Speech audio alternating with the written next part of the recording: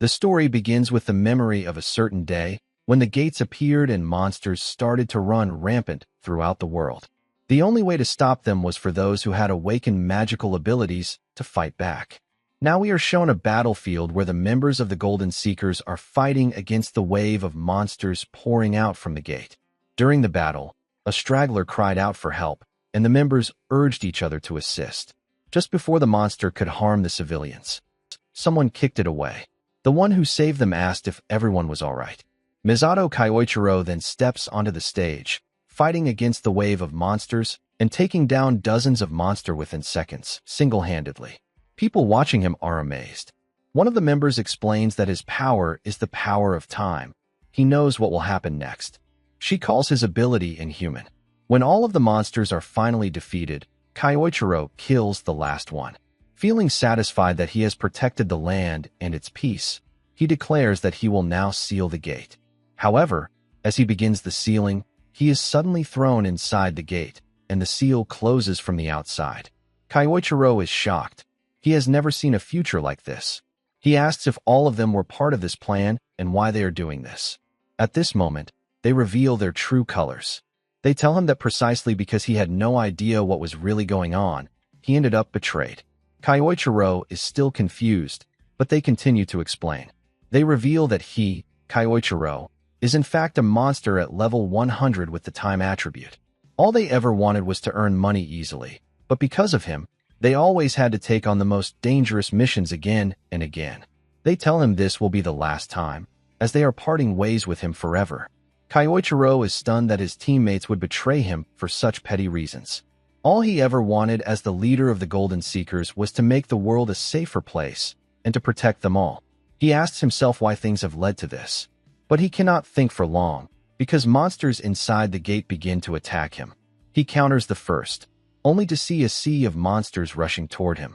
In desperation, he looks into the future, searching for a way to escape, but in every outcome, he dies at the hands of the monsters. Realizing there is no future in which he survives, he throws himself into battle, determined to take down as many as possible. Despite his efforts, he cannot change his fate. With no way to escape his death, he still fights on, promising himself not to die a meaningless death. He vows to reincarnate, grow stronger, reach the absolute peak of power, and one day take revenge on those who betrayed him. Filled with rage and despair, he activates his final spell, a spell that carries his will and every emotion throughout the world. In the end, he wakes up in a new body.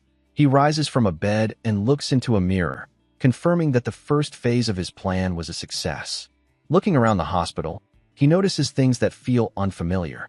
He worries that he may have come too far into the future, and if that is true, he might not be able to exact revenge on his betrayers. He finds the ID of the boy whose body he now inhabits and learns that he has come 20 years into the future. However, what interests Kyoichiro most is the attribute the boy possessed. It is none other than the void attribute. He laughs, because in his previous life he was feared by his comrades for having what they thought was the strongest ability, but even he had limits. At one point, he reached the peak of his abilities, yet even with his foresight, he could never see the limits of the void attribute. He feels pity for the boy, because although void may be the strongest attribute, no one in his previous life ever possessed it, which meant those who did were thought useless since no one knew how to grow or improve it. This mystery seems to be true for the boy as well, as his skill is stuck at level 1. Kyoichiro knows the boy must have been mocked many times for failing to improve. With this, he makes a promise to the body's former owner. Rest assured, for he will make this name known throughout the world as the strongest adventurer to ever live. Because of his clairvoyance, Kyoichiro already knows how to grow the skills of the void attribute. He resolves to rise to absolute strength in this life and take revenge on those who betrayed him for such petty reasons. The first thing he has to do in order to get his revenge is level up. The void attribute, as the name suggests, is a magic that controls nihility. The essence of this ability is to freely project one's imagination into reality.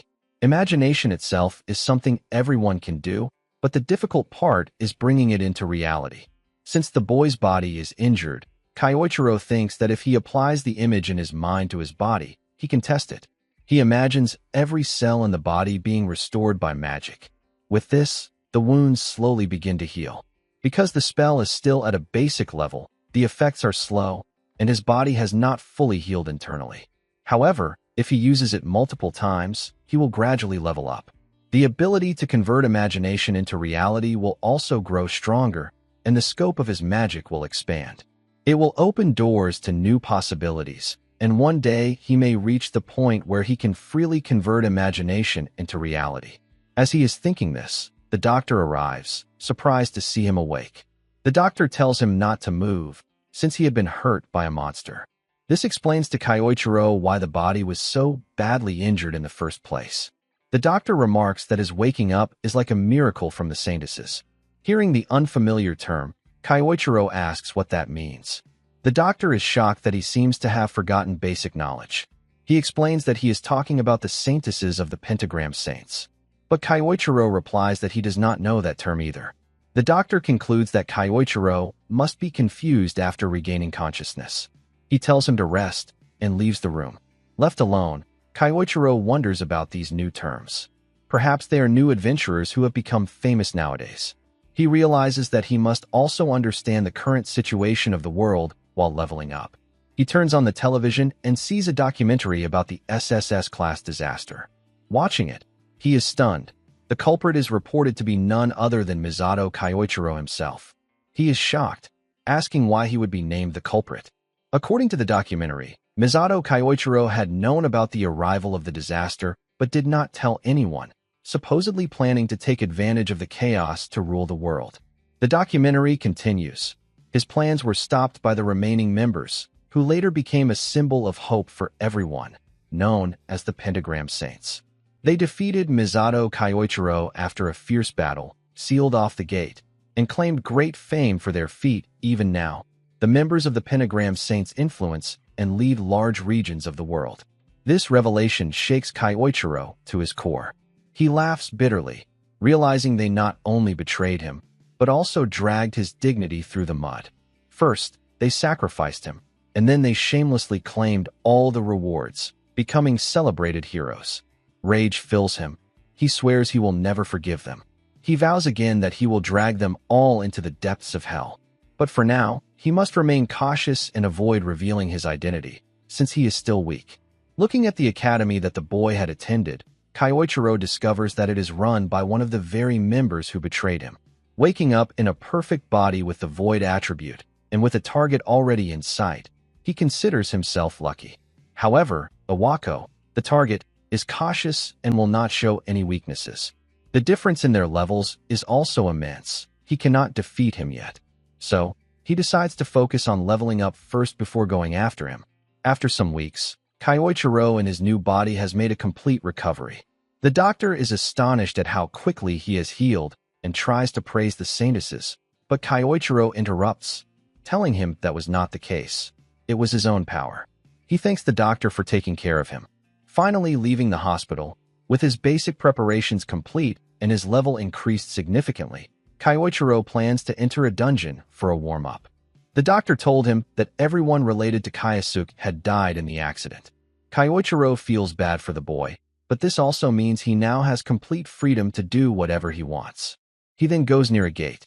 Hiding his face, he tries to enter but is stopped by the guard, who tells him that the minimum level required is 30 and that he needs to have a party. The guard explains that going alone in the dungeon is too dangerous. Kyoichiro replies that this may be the case for others, but he is a student of a top university, and as long as he fills out the consent form, he should be allowed in. He had already researched these things while he was hospitalized. Some bystanders tease him, saying the guard is only advising him for his own good and that he should know his place as a greenhorn. Before the guard can take further action, Kyoichiro signs the form and moves forward. He thanks the guard for worrying about him.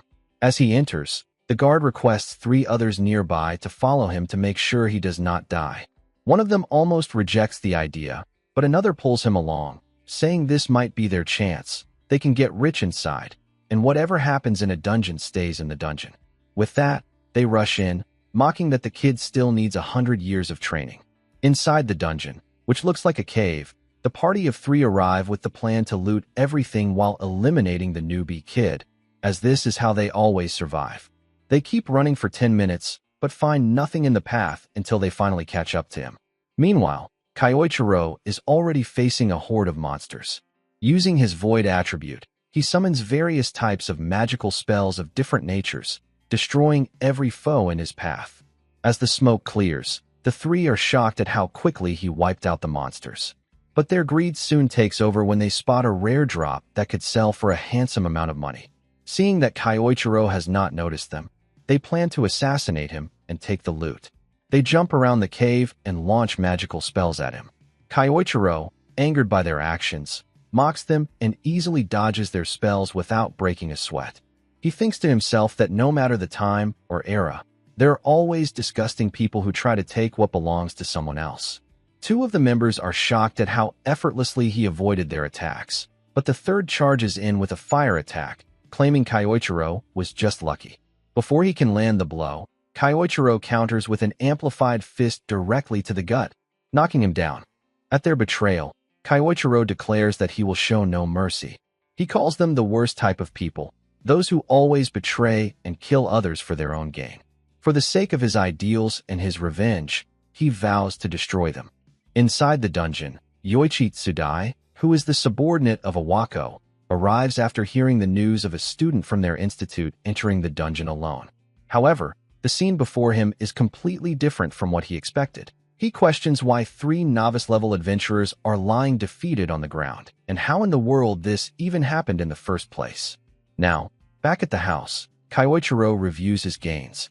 He was able to level up inside the D-rank dungeon and judge the level of power he currently has at hand. During this, he also secured a new spell that obscures information. With this, he can fake his level and stay hidden without blowing his cover. The next day will be his first day at the academy, so he lies down to rest. Just as he gets into bed, he reads some messages that reveal direct bullying aimed at the former owner of his body. The following day, Kyoichiro, posing as Kayasuk, goes to the academy. A girl calls out to him and asks if he is feeling better. She is his classmate, who had been looking after him, and she tells him how worried she was. Seeing that Kayasuk had people who genuinely cared for him makes Kyoichiro feel somewhat happy. But this moment is ruined when others mock Kayasuk for being non-attribute and returning after barely escaping death. They demand payment in return for protecting him, and they press him for money. Realizing their behavior, Kyoichiro understands that the text messages from the previous night were also from these guys. Before he can act, Asahi Karen steps forward, trying to stop them by saying he just returned from the hospital. However, her hands tremble in fear. Seeing this, Kyoichiro steps in and tells Asahi that he will handle it on his own. The bullies mock him for acting tough and threaten to remind him how useless he is. Instead of backing down, Kyoichiro mocks them in return, declaring that he will remind them of their place. Kyoichiro remembers his promise to make this boy's name famous worldwide, and with that, he prepares for battle. This enrages the bullies, and one of them readies a fire spell. Asahi is shocked, realizing they are using magic outside of a restricted area. The bully launches the attack at Kayasuk, but Kyoichiro counters with the very same magic, shocking the bullies. Kyoichiro mocks them, asking if this is all they can do. Humiliated, the bully calls over his lackeys. They both use different elements to try to overpower Kyoichiro, but again, he uses the same attributes to dominate their attacks. Terrified, they begin to wonder how many elements he can use. Kyoichiro then says that it's his turn. He declares that at the very least, he will keep them alive. He lights up an explosion, forcing them to run away. Before they can call for help, Kyoichiro grows furious and asks them if Kayasuk had not also asked for their help once, and what their response to him was. He says there is no need for an answer, because disgusting people like them always act the same way. And because of that, he declares, nothing will stop his fist from landing. With this, Kyoichiro delivers a devastating punch to the bully, knocking him out. Asahi Karen is shocked at what she sees. The lackeys quickly pick up their leader and flee, while Kyoichiro declares that from now on, no one will be able to look down on Kayasuk. Together, they will walk the path toward becoming the strongest. Outside of the school, the lackeys carry their boss away, apologizing along the way. They are angry at how he changed after being discharged from the hospital. At the same time, Kyoichiro thinks that they were not as big of a deal as he had expected. Now, in the school hallways, as he is heading to his class, others seem to take notice of his presence. This makes him think that perhaps he is standing out more than necessary. Just as he is almost at his classroom, someone approaches him and asks if he is Kyosuke. Gaining his attention, the person asks if he has time to talk. But Kyoichiro wonders who this person is. He believes this guy is just an upperclassman looking to cause trouble. He thinks to get him off his back by saying his class is about to start. Hearing this, the person says he forgot to introduce himself. He follows up by saying he is Yoichi Tsudai, leader of the Biting Cats. But the important part that catches Kyoichiro's attention is when Yoichi says the group was formed by Iwako himself. After this, Yoichi asks again if he has time to spare. Hearing about someone related to Iwako, Kyoichiro is tempted and agrees, saying it cannot be helped. In an empty classroom, Yoichi bluntly asks if Kyosuke is responsible for the death of adventurers in the dungeon last night. However, Kyoichiro straightforwardly denies any knowledge of the matter. He wonders how Yoichi could suspect him, since he had cleaned up his traces so well. Yoichi explains that the information he gathered was that a student from their school entered a dungeon alone. When he went to investigate, all he found were the defeated, well-known novice adventurers. He also adds that Kyosuke had shown multiple elements in the morning. From Yoichi's tone, Kyoichiro realizes that he does not actually know anything and is just trying to dig up information. Yoichi presses him to speak, but Kyoichiro plays it safe, saying he was attacked earlier that morning and has no idea what happened. To reinforce this, he takes out his adventurer card and shows that he is only level 1. Confirming that his level is indeed 1 and his attribute is void, Yoichi grows angry, realizing his time was wasted on a nobody. He warns him not to act suspicious in the future, as it would be a pain to clean things up again, and then leaves. As they part ways, Kyoichiro thinks he may be able to use Yoichi to his advantage, as a way to reach Iwako without raising suspicion. Thinking of ways to manipulate him, he begins to form an idea for a specific magic spell. Now we find Yoichi in Iwako's office, reporting on the events of the dungeon. Hearing this, Iwako says it is not like Yoichi to make mistakes, and warns him to choose people more carefully. Yoichi apologizes, promises to handle the situation, and tries to calm him down. Iwako then warns him that if word gets out that Yoichi was involved in the deaths of novice adventurers, it will bring criticism upon him as well. He grabs Yoichi's face and threatens that if things go wrong, Yoichi could be expelled in an instant. Yoichi promises to set things right. Inwardly, however, he grows angry, thinking that if he had known things would play out like this, he would have taken more money from those adventurers. Iwako then asks, according to Yoichi, a third-year student entered the dungeon, but there is no student in that class who did so. This would mean the cause of the novices' deaths was probably a monster inside the dungeon during their hunt, rather than a student. Iwako concludes that this is a more believable explanation than assuming a student killed them. He adds that it must be this way, unless something truly out of the ordinary happened. Thinking about this, Yoichi wonders if the void element could be that out-of-the-ordinary factor, so he reports that there might be a possibility of a unique attribute being involved. Considering it, Iwako admits that there is indeed a chance. Getting this clue excites Yoichi, and he quickly asks Iwako to leave everything to him, claiming that he will resolve the problem at hand swiftly. In a cave dungeon, many students seem to be practicing their magic while defeating monsters. Suddenly, one of the monsters breaks through, and the students become frightened. However, before anyone can be harmed, the monster is defeated by a golden light attack, which came from none other than Yoichi, who was in charge of today's exercise. He tells the students not to break formation. Finding his abilities formidable, many admire his power, noting that he was personally chosen by the principal. Some even wonder how they could join the same team as him. After dealing with the monsters, Yoichi leaves the rest to the students and walks away for his own business. He takes out an ornament, which is a device used to locate people. He tells it to find the location of Kyosuke. As soon as he says this, the chain begins to glow and points in the direction where Kyosuke is at that moment. Looking at the directions he received, Yoichi finds the result to be exactly as he expected. The chain shows Kyosuke is far away from the other students. Yoichi does not care what Kyosuke is doing alone, but he sees this as the perfect opportunity. He can eliminate the threat quietly and blame it all on monsters, because what happens in a dungeon stays in a dungeon. The reason he is after Kayasuk stems from a chain of events, starting with the death of the hunter-killer he had been using. Trouble has followed ever since Kayasuk was discharged from the hospital.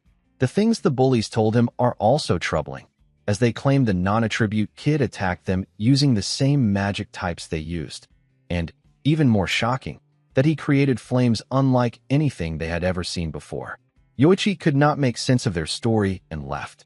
The bullies thought they were free, but Yoichi ordered others to re-educate them properly. He has no use for incompetent people who are overpowered by a so-called weakling.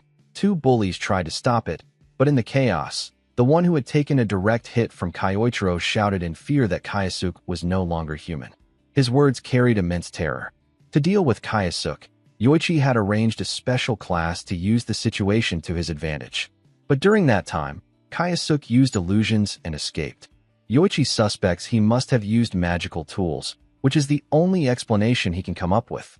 He also believes Kayasuk may have used similar tricks to get rid of the hunter-killer he had relied on. On his way, Yoichi found many defeated monsters on the ground. Looking at them, he wondered how a supposed weakling could have done this. The monsters had clearly been defeated in a single strike of fire magic. This aligned with what the bullies had told him earlier.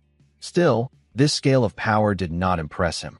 After all, even Iwako, who had dropped out of the pentagram, could do such things easily. Yoichi is currently following Kayasuk because he has no other option.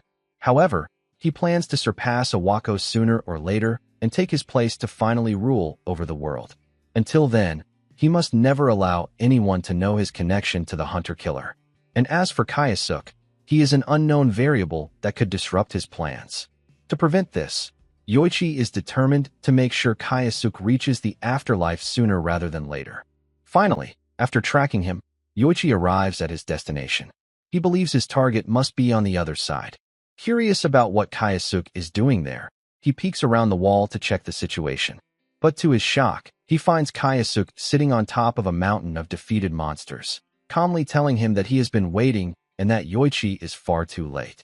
This catches Yoichi off guard, as he had hidden his presence the entire time. He wonders how Kayasuk was able to notice him. Just as these thoughts cross his mind, Kyoichiro speaks the very same words he is thinking. This gives Yoichi another shock, realizing his mind has been read. Yoichi steps out from the corner and demands to know who he really is. Instead of replying, Kayasuk mocks him, saying he thought anyone chosen by Iwako would be extraordinary, but judging from what he has seen so far, Yoichi is clearly flawed and ordinary. He adds that the only thing Yoichi has in common with Iwako is their cowardly habit of using novice killers for money extortion, a trait both of them share.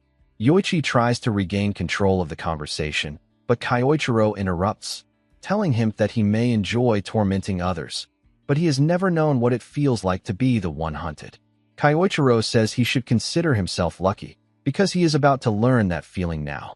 In his mind, Kyoichiro already begins planning to make a puppet he can use in the future. Now in the dungeon, Yoichi declares Kayasuk to be far too dangerous to be left unchecked, and for the sake of his goals, he needs to get rid of him at any cost. Saying this, he attacks him over and over, but still cannot land a single hit. This makes Kyoichiro mock him, asking if this is all the strength he has. He throws a fireball at Yoichi, who deflects it and tries to taunt Kayasuk. But that attack was only a feint, as Kayasuk follows it up with a series of magical strikes ranging from lightning to earth magic. Seeing this convinces Yoichi that Kayasuk possesses multiple elements. Enraged, he demands to know what is going on with his attribute, which is supposed to be void. Before he can even finish his sentence, he is hit again with another barrage of attacks. This infuriates Yoichi as more and more problems keep rising for him and his plans. Hearing this, Kyoichiro becomes intrigued and asks what plan he has. In the middle of battle, Yoichi begins to reveal his ambition, how he is going to surpass Iwako, take his place, and become the next pentagram saint.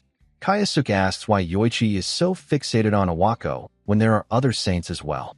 At this question, Yoichi explains that his target is Iwako simply because Iwako is a dropout of the pentagram saints. He adds that if he can take that position for himself, he will be able to rule over the world. To him, it makes sense to target someone weak. These responses disgust Kayasuk. He says that at first, he thought Yoichi might have had some interesting reason for his ambitions, but hearing his shallow words made him think otherwise. Insulted, Yoichi becomes furious and rushes toward Kayasuk with intent to kill him. While attacking continuously, he shouts that there is nothing wrong with wanting power. He yells that there is nothing wrong in desiring power, money. The kind of power he seeks is the type where he can trample over others and no one can oppose him. He declares that if he becomes a saint and joins the pentagram, he can do whatever he wants and even gain hold of a saintess's weakness. Hearing these twisted ideas, Kyoichiro replies coldly that Yoichi's words are not even worth listening to. He decides to end the fight, launching Yoichi back with a single powerful strike that shatters his sword. Kyoichiro thanks him, because while Yoichi wasted time talking, he was able to gather enough energy to prepare the spell he truly wanted to use. Kayasuk approaches Yoichi slowly, terrifying him. Soon after, Yoichi is struck by Kyoichiro's absolute hypnosis magic. The spell forces Yoichi to fall unconscious. Observing the effect, Kyoichiro notes that the magic requires time to break the target's spirit, but once complete, it is extremely effective. He orders Yoichi to stand up, and in response, Yoichi obeys, rising to his feet. Satisfied, Kyoichiro instructs him to finish the class mission he was assigned to. Yoichi responds like a puppet. To refine the spell, Kyoichiro then orders him to speak in his normal tone. Instantly, Yoichi's manner of speech and movement return to normal, and he rushes back to the group. The results are better than Kyoichiro expected, making him pleased with the outcome. Afterward, Kyoichiro also returns to the group, where Karen was looking for him. She asks if he is alright. He tells her that he was just discussing something with a senior, nothing more. Surprised at such an unusual pairing, she asks what they were talking about. Kyoichiro spins the topic, saying that they were discussing how to achieve one's dreams, and he received good advice that will help his dreams come true. Seeing him so happy, she wishes for his dreams to come true as well. Soon, the class ends and everyone begins leaving the area. Kyoichiro is content. He has made good progress and gained himself a useful pawn, one that even Iwako will never suspect so easily. In Iwako's office, he asks Yoichi if there has been any progress on what he mentioned last time. To his surprise, Yoichi reports that there is progress and that the student possessing a unique attribute was involved in the whole mess.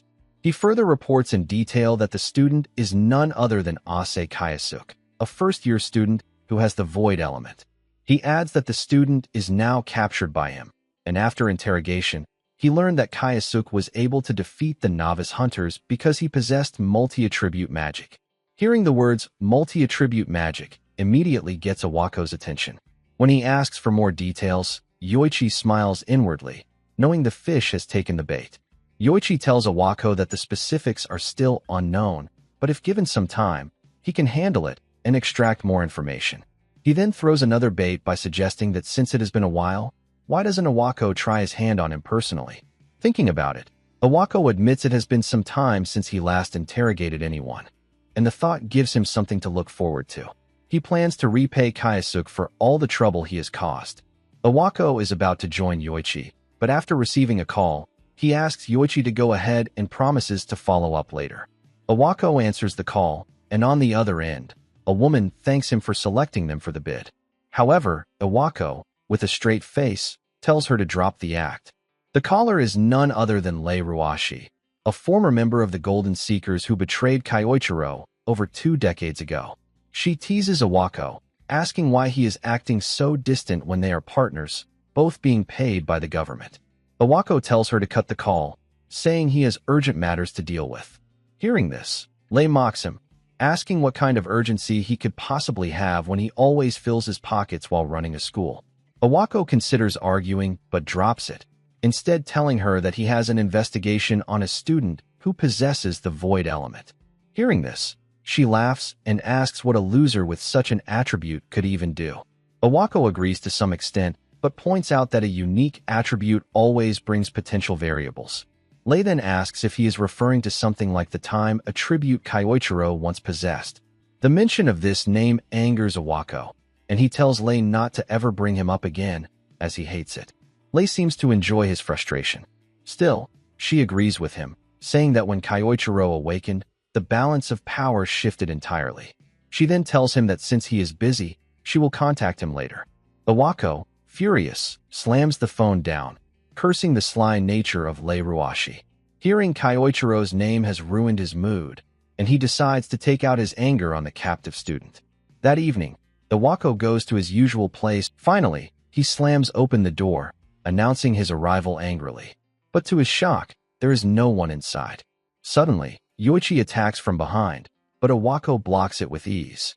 With a smirk, Iwako comments that it seems he has been underestimated. He tells Yoichi that he may have gotten overconfident after receiving praise, but he is far from capable of defeating him with such petty tricks. Saying this, Iwako summons golden chains that wrap around Yoichi, restraining him completely. He kicks him and begins beating him, saying that Yoichi has made the wrong choice, and that his foolish desires will now be the reason for his death. Just as he goes in for the kill, a voice echoes from behind, saying that he hasn't changed. He is still a big idiot. Chills run down Iwako's spine as he looks around and demands to know who is there. Kyosuke steps forward, adding that Iwako has always groveled before the strong and exploited the weak. He is still the same greedy man, even after all these years. Iwako, enraged, asks how a mere student dares to speak to him like this. Kyosuke repeats the very words Iwako had said earlier, about ruining oneself with foolish desires, and throws them back at him, saying they perfectly describe Iwako himself. Fuming, Iwako threatens the student before him, saying he will expel him immediately and demands to know his ID. But Kyoichiro smirks and says that he has finally made it this far in the game, so he intends to take his time and have a proper talk, just between the two of them. In front of the warehouse, Kyoichiro mocks Iwako, which makes him furious. Iwako angrily declares that he will show him the difference in their strength. Using advanced earth magic, he summons a giant hand made of stone, fully confident that a mere student cannot possibly dodge his attack. He launches it with the intent to kill. The attack crashes down and lands on its target successfully. Overconfident, Iwako laughs, claiming this is his perfect victory, saying this is what happens to people who dare to defy him. Looking ahead and seeing that the warehouse has also been destroyed, he wonders if he might have used more strength than he should have. Thinking about it, he tells himself he doesn't even know who that student was. Wiping sweat from his forehead as he walks toward the area, he suddenly stops. He cannot believe what is in front of his eyes. The student he attacked is standing there completely unscathed. Kyoichiro taunts him, saying he only wanted to have a little chat. Iwako panics, because never before has any student survived advanced magic without a scratch. He yells, demanding to know who he is and what his name is. At this, Kyoichiro starts laughing and replies, asking why he is even asking such a question. Surely, he should already know who he is. Confused, Iwako yells that he doesn't know and insists that a freak like him should stop messing around and answer him properly. At this, Kyoichiro places his hand on the back of his neck and says how hurt he feels by that response. Then, in his own chilling tone, he follows with, "Did you really forget about me?" This pattern of speech terrifies Iwako to his very core because he knows exactly who used to talk like that. Just the thought makes sweat drip down his face. The fear overwhelms him so much that he loses his rationality for a moment. Thinking back, he remembers they had thrown him into the gate. Enraged, Iwako convinces himself that this student must be playing mind games with him. He yells that the man he is talking about, the one known as Misato Kyoichiro, is already dead, and everyone knows it. Shouting this, he launches more spells at Kyoichiro. But looking at his pitiful behavior, Kyoichiro only sighs, asking how long Iwako has been living by believing only what is convenient for him, while ignoring what is not. Iwako threatens him not to come closer, warning that if he does, he will unleash his magic. He instantly understands that Iwako, in the end, had been deceived by sweet words from those around him, and that was the very reason he betrayed him 2 decades ago. Not wanting to accept any of this, Iwako launches another attack.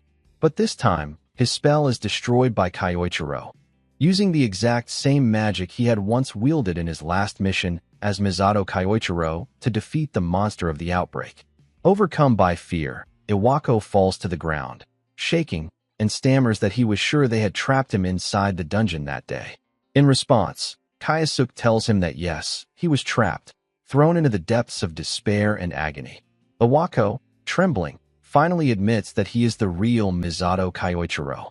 To this, Kyoichiro coldly replies that it took him long enough to realize it. Still unable to believe what he heard, Iwako stands again, claiming that if what the kid said is really true, then it would mean Misato died and returned from the dead. He says he is not such a fool as to accept this level of nonsense. Preparing an attack, he declares that a ghost should remain silent. With that, Iwako launches multiple wind attribute attacks followed by earth attribute magic, but to no avail, as all of his attacks are dodged. Growing tense, he tries to find a way to gain the upper hand in this situation. Everyone used to mock him as just a support character, but that never meant he was weak. To turn the tides, he begins preparing another attack to finish things once and for all. He tells Kyoichiro that he has been working for over 2 decades to perfect this one. Iwako wields dual magic at the same time, unleashing a massive cyclone filled with rocks toward Kyoichiro. He claims this is the strongest attack he has ever used. When his attack is not immediately countered, he starts laughing, believing he has finally achieved what no one else could, killing the great Misato Kyoichiro with his own hands. He mumbles that if Kyoichiro thought he was still the same weakling as before, then he was dead wrong, because over the years he has grown stronger. No matter how powerful Kyoichiro's time ability once was, it is now all in the past. Iwako boasts that 20 long years have passed, long enough for everything to change.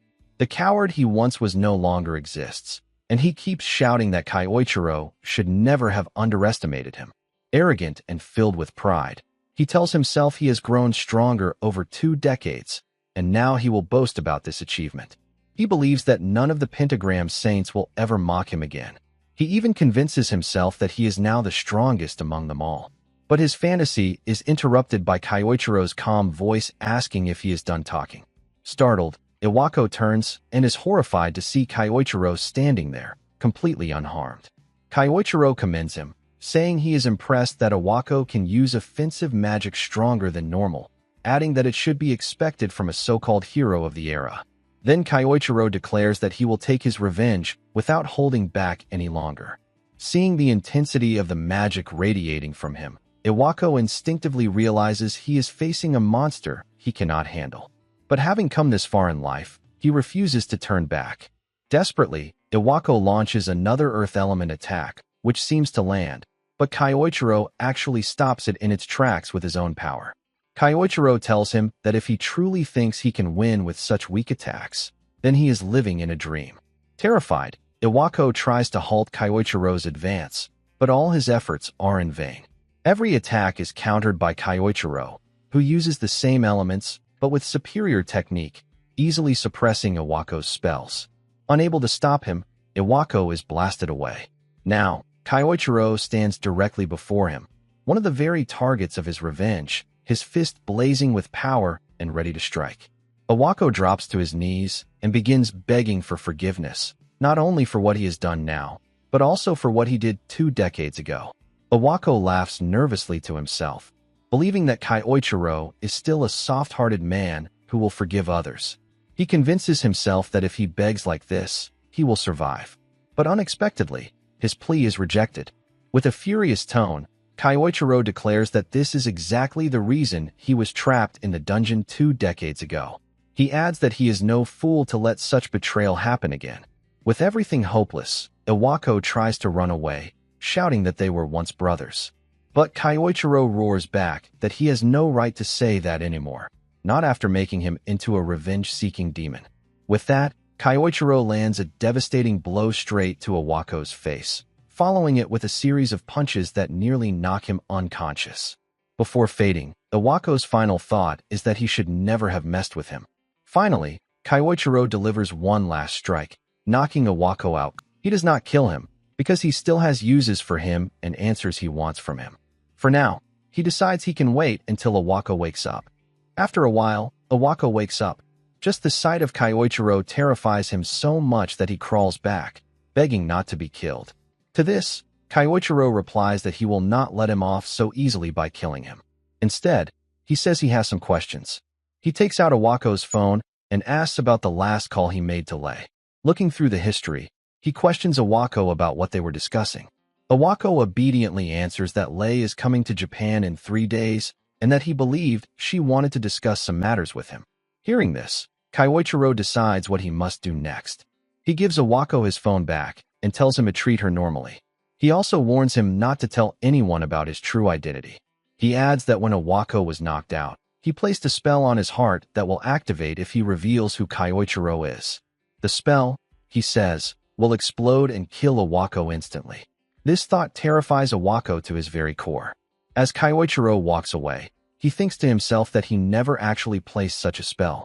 But knowing Awako's personality, he is sure that this bluff will work perfectly.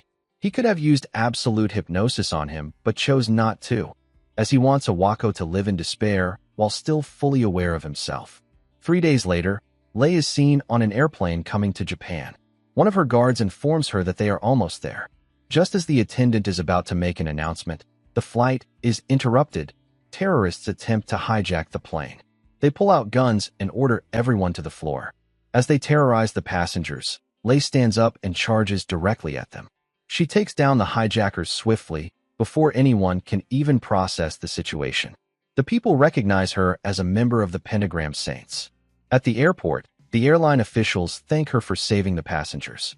Lei modestly replies that she was just lucky to be on the same plane, and thanks to that, the airline's reputation was spared from being tarnished. She also points out that the guns the terrorists used seemed to be made of a special material, which is why they were not detected by the scanners. She explains that many gangs are now using weapons made from dungeon materials. She tells the airline official that she would like to gear up her staff for security, placing her hand on his shoulder and indirectly threatening him to provide the gear she wants. Not wanting complications, the official agrees and promises to see it through. Lei walks away, giving him a thumbs up. As she leaves the airport, she makes a call, instructing someone to release the hijackers. Her guard comments that things went well. Lei smirks and replies that it was entertaining, since hiring the hijackers helped her secure the deal she wanted. Walking out, she is greeted by a crowd of fans. The incident, she realizes, was also useful for her publicity. From there, Lei heads straight to the place where her true business lies, the office of Awako. She enters, takes a seat, and asks him about the investigation he was conducting on the void attribute and how it has progressed. When Lei presses him about his progress, Awako tells her it was nothing more than a dud, a false alarm. Just as she predicted, he appears to be a worthless failure.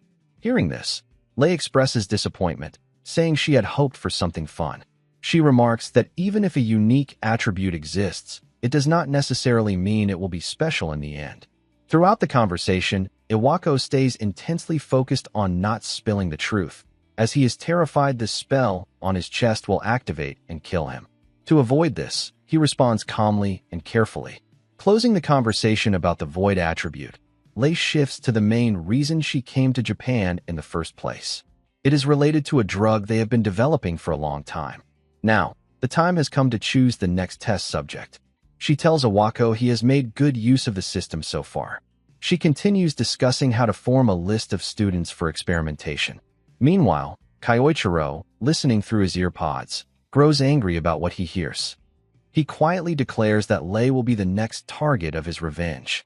Now at his home, Kaiichiro listens to the news and reviews the recent events caused by Lei Ruashi since her arrival in the country.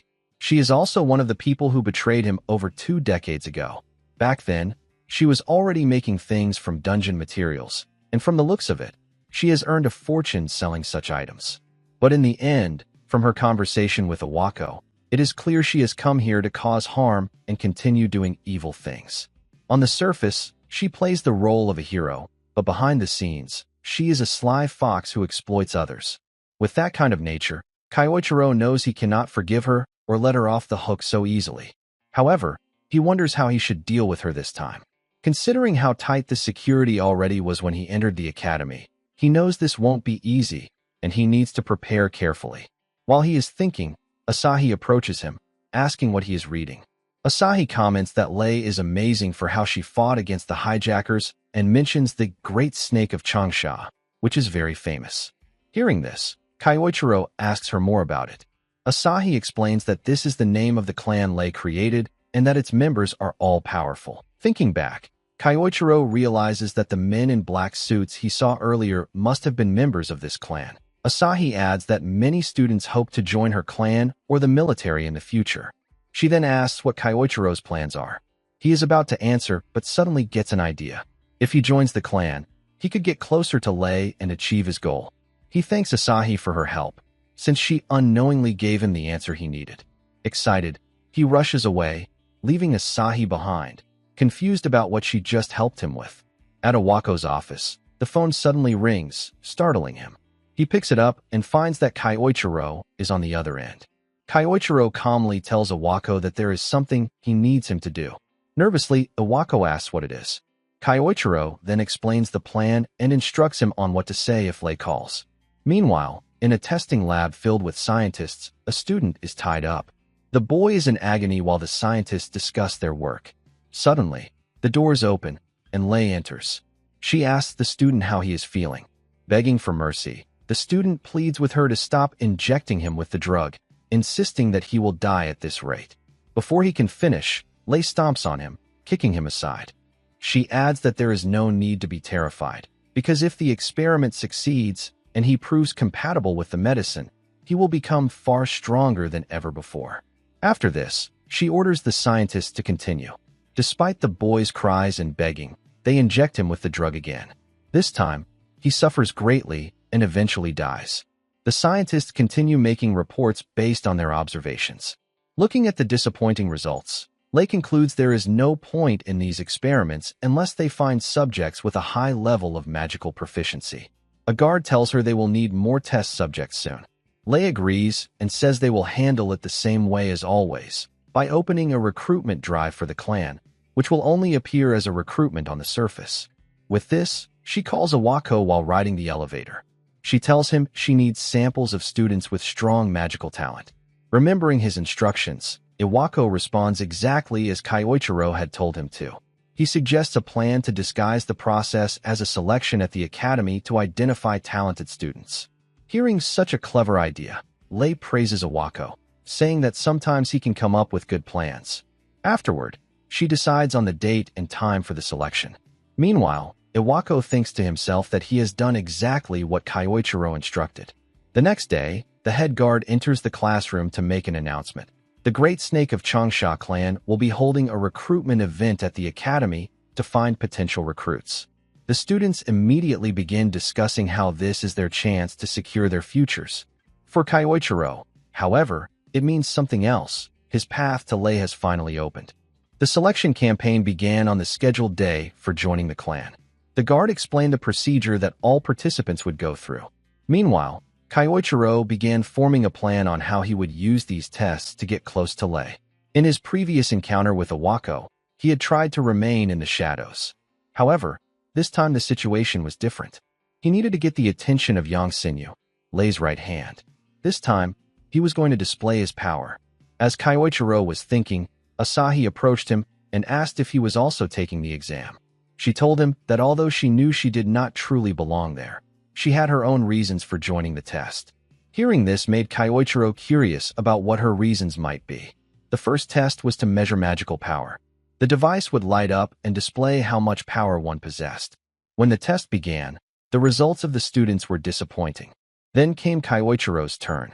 He showed his card, and the examiner, expecting nothing from the void element, looked unimpressed. However, unlike his expectations, the light emitted was the brightest he had ever seen. The result was outstanding, and Kyoichiro was given an S grade for his display. The second test was for magical skill. Kyoichiro first created a lump of earth. The examiner doubted his ability, but his doubts were instantly blown away when Kyoichiro summoned all magical attributes at once and controlled them flawlessly. He wondered how those who once called the void element useless would feel now. Asahi came to him afterward and told him how amazing he was, and he wished her good luck for her test. When Asahi's test began, she demonstrated light magic by reviving dead plants. Most others did not take notice of it, but Kyoichiro was impressed that she possessed light magic. The examiners overlooked her talent, but he thought it best if she remained unnoticed for her own safety. However, Yang Sinyu, Lei's right hand, showed interest in her potential as a test subject. After all the preliminary tests, The final stage began, one-on-one duels. Yang Xinyu announced that they would be fighting members of the clan. The students became tense, worried about facing elite members, but were reassured that the evaluation would not depend solely on victory or defeat, but on how they fought. Confident that none of the students could possibly win, the clan members prepared themselves. Kyoichiro's duel began, and his examiner remarked that while he had shown good performance earlier, it would not help him in real combat. He then planned to eliminate Kyoichiro in a single strike using earth magic. However, Kyoichiro used wind magic to repel the attack effortlessly. The examiner was shocked that such a powerful strike was countered so easily. Before he could recover, Kyoichiro vanished from his sight, only to reappear instantly behind him with a knife made of water magic. This decisive move ended the duel. Kyoichiro mocked the examiner slightly, saying he had learned a lot from him in this match. The duel ended in Kayasuk's victory. Yang Xinyu was astonished by the result, questioning who this student could be, as he had surpassed every expectation. Later that night, he reported to Lei that the exam was over. Hearing this, she asked if there were any useful subjects. Yang Xinyu replied that there was one student who had cleared all the tests overwhelmingly, but that he used the void attribute. At the mention of void, Lei's excitement grew. She recalled Awako's investigation into a student with that attribute. Smiling slyly, she states that this new student is going to be really fun. In the student hall, Lei's right-hand man begins announcing the results of the exams they previously took for clan enrollment. After all the students gather, he proceeds with the list from top to bottom. He announces that the first position goes to Ase Kayasuk. The students start whispering among themselves, as everyone already expected him to take the top position. During the difficult exam, he had displayed an extraordinary level of power, leaving a strong impression. Kayasuk now feels that everything is going according to his plans, as his bold display turned out to be useful in impressing the examiners. He knows this puts him a step closer to Lei. However, his happiness turns to unease when the second position is announced. The second place is granted to none other than Asahi Karen. She is surprised to have achieved a higher rank than she expected. Kyoichiro grows worried about her being placed so high and selected as well.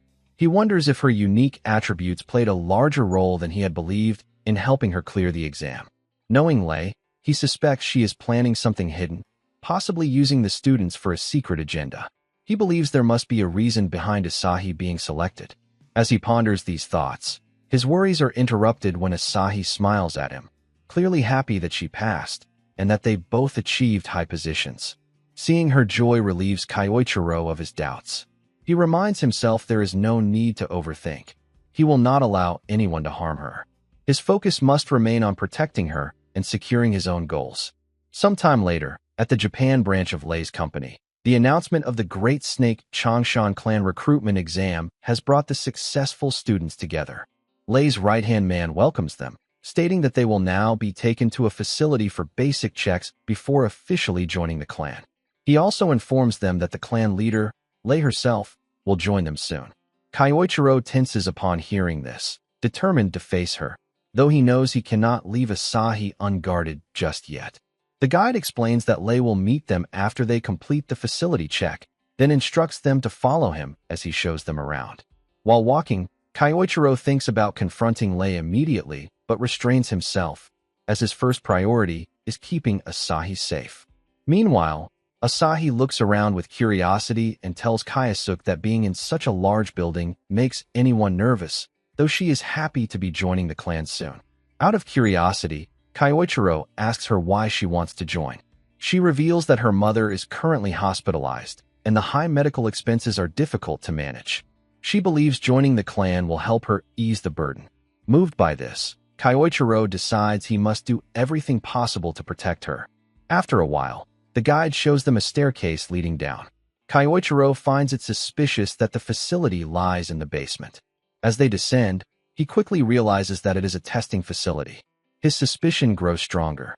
Suddenly, the doors close behind them, startling the students. Kyoichiro immediately understands. They never intended to let anyone leave so easily. Their serious preparations confirm this. One of the students nervously asks what is happening. The man who guided them suddenly changes his tone, speaking harshly and telling them to remain silent. His intimidating behavior terrifies the students. Lei's right-hand man, while picking something up, explains that as mentioned earlier, they will undergo the proper procedure to check their suitability. Holding a vial and an injection, he clarifies that they will be testing the compatibility of a new drug developed in secret. He explains that the drug is made from rare materials found in different dungeons. It has the potential to enhance one's power, whether physical strength or magical ability. At first, some students respond positively, saying it sounds beneficial, but one of them nervously asks whether it has any side effects. The man smiles coldly and says it will be faster to show them the truth rather than explain. He points to a display screen, which suddenly plays a recording of the last test subject, tied up and desperately begging not to be injected again. The students stare in shock at the disturbing video clip, where the last person exposed to the drug suffered a painful end. Horrified, the students begin to protest, demanding answers about what they were just shown. Lei's right-hand man explains coldly that the recording displayed a test subject who was not compatible with their new drug, and those were the results. He asks if this answers their questions now. Realizing they are being used as test subjects, with the risk of dying from the experiment, the students angrily declare that they will never take such a drug. Two of the students summon their magic and attack simultaneously, demanding to be released from the facility. Kyoichiro, observing the chaos, quickly tells Asahi to come to his side and not leave him. The two students rush forward to strike, but the guard enhances his fist with skill and knocks both of them out in a single blow. Asahi watches in fear as the situation worsens. The two fallen students groan in pain on the ground. His eyes then fall on Asahi. Looking at her with a calculating grin, he suggests they should start with her instead. He mutters that he is curious to see the results, especially since she wields the rare light attribute. Terrified, Asahi freezes as he approaches her, but before he can reach her, Kyoichiro steps forward and blocks his path. The guard narrows his eyes and demands to know what Kyoichiro thinks he's doing. Calm but firm, Kyoichiro replies, "Nothing. Just keeping lowlifes like you away from her."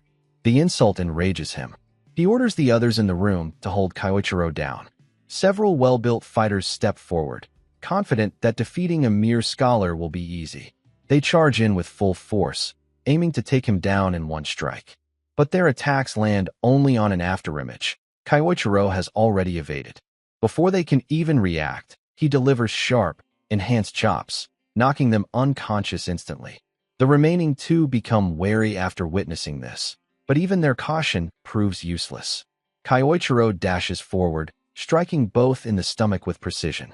They collapse in defeat.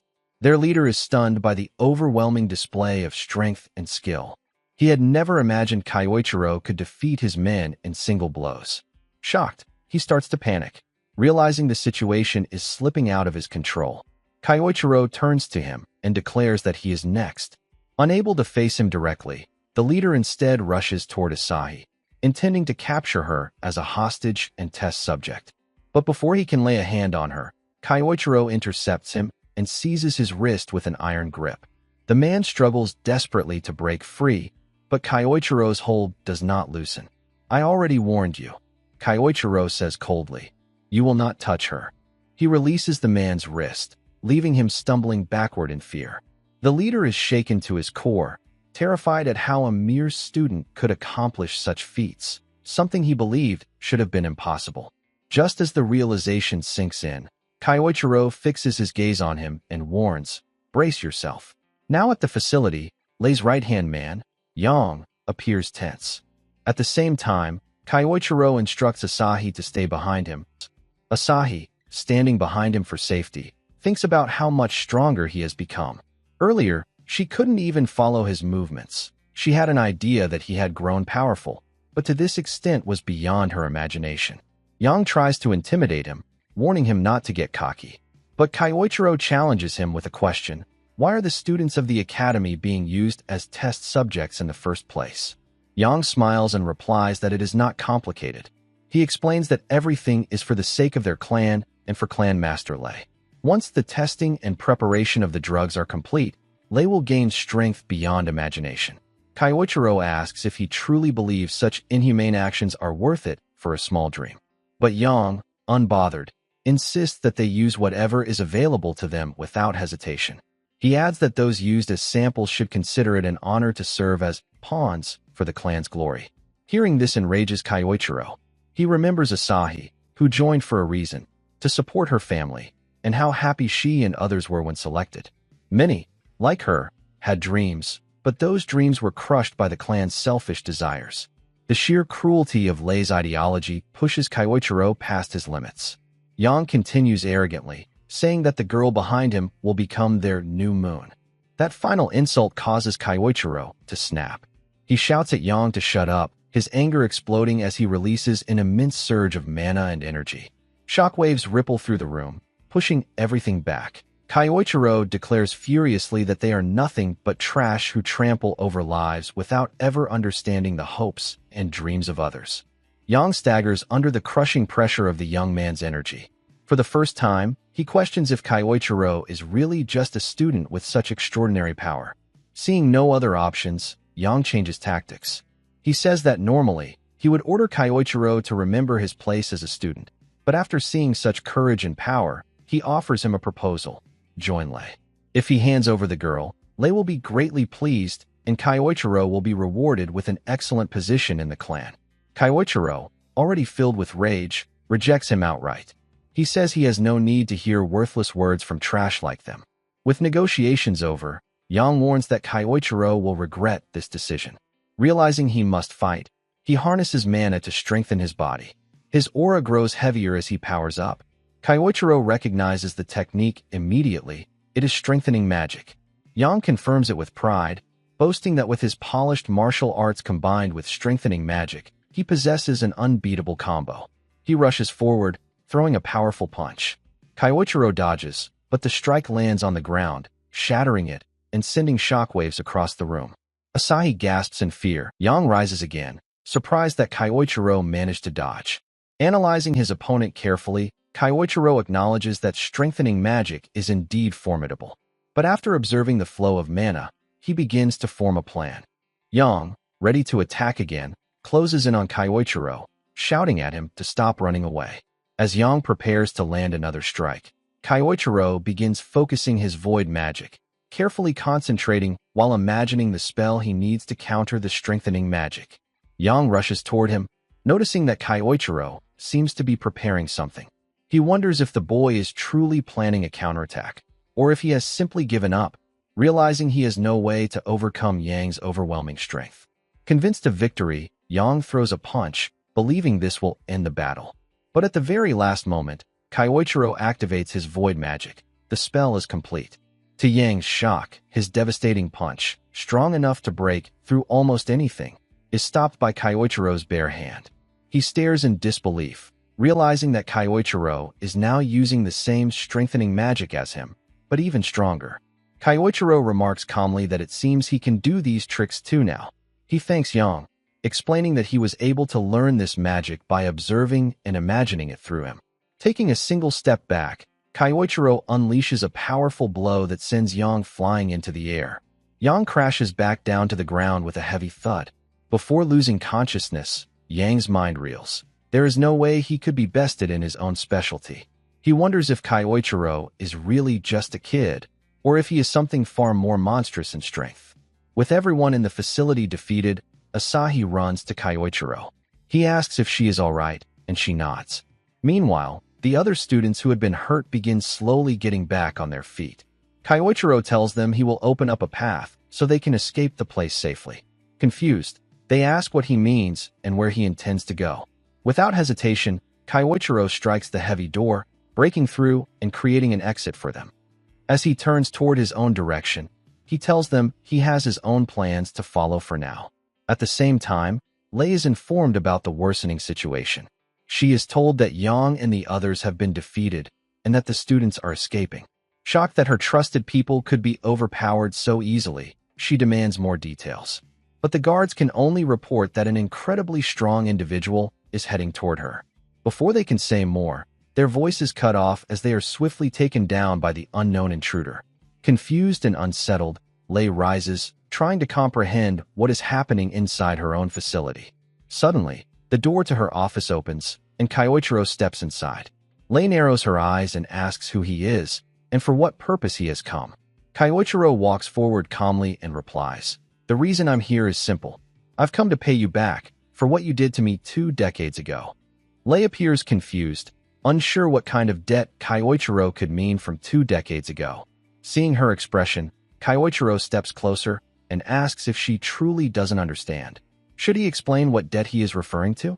He begins, saying that ever since the raid of the SSS rank dungeon, the so-called Saints of the Pentagram have been living comfortably. The mention of that raid immediately darkens Lei's expression with unpleasant memories. Kyoichiro continues, hinting at their claim of stopping a certain man's conspiracy that day. Annoyed, Lei asks if he is really trying to give her a history lecture. She insists that the Saints of the Pentagram are heroes who vanquished evil in order to preserve the world. Because of their work, they now hold influence across the globe, watching over many areas. She demands to know what he truly understands to speak against them. Kyoichiro cuts her off, saying that even if the world views them as heroes, the truth is far from it. His words unsettle her, especially as the aura around him changes. In a darker tone, he tells her that they sacrificed their own comrade for selfish reasons, just to reap rewards and build their names. He accuses them of trampling on the lives and dreams of others for their own gain, both then and now.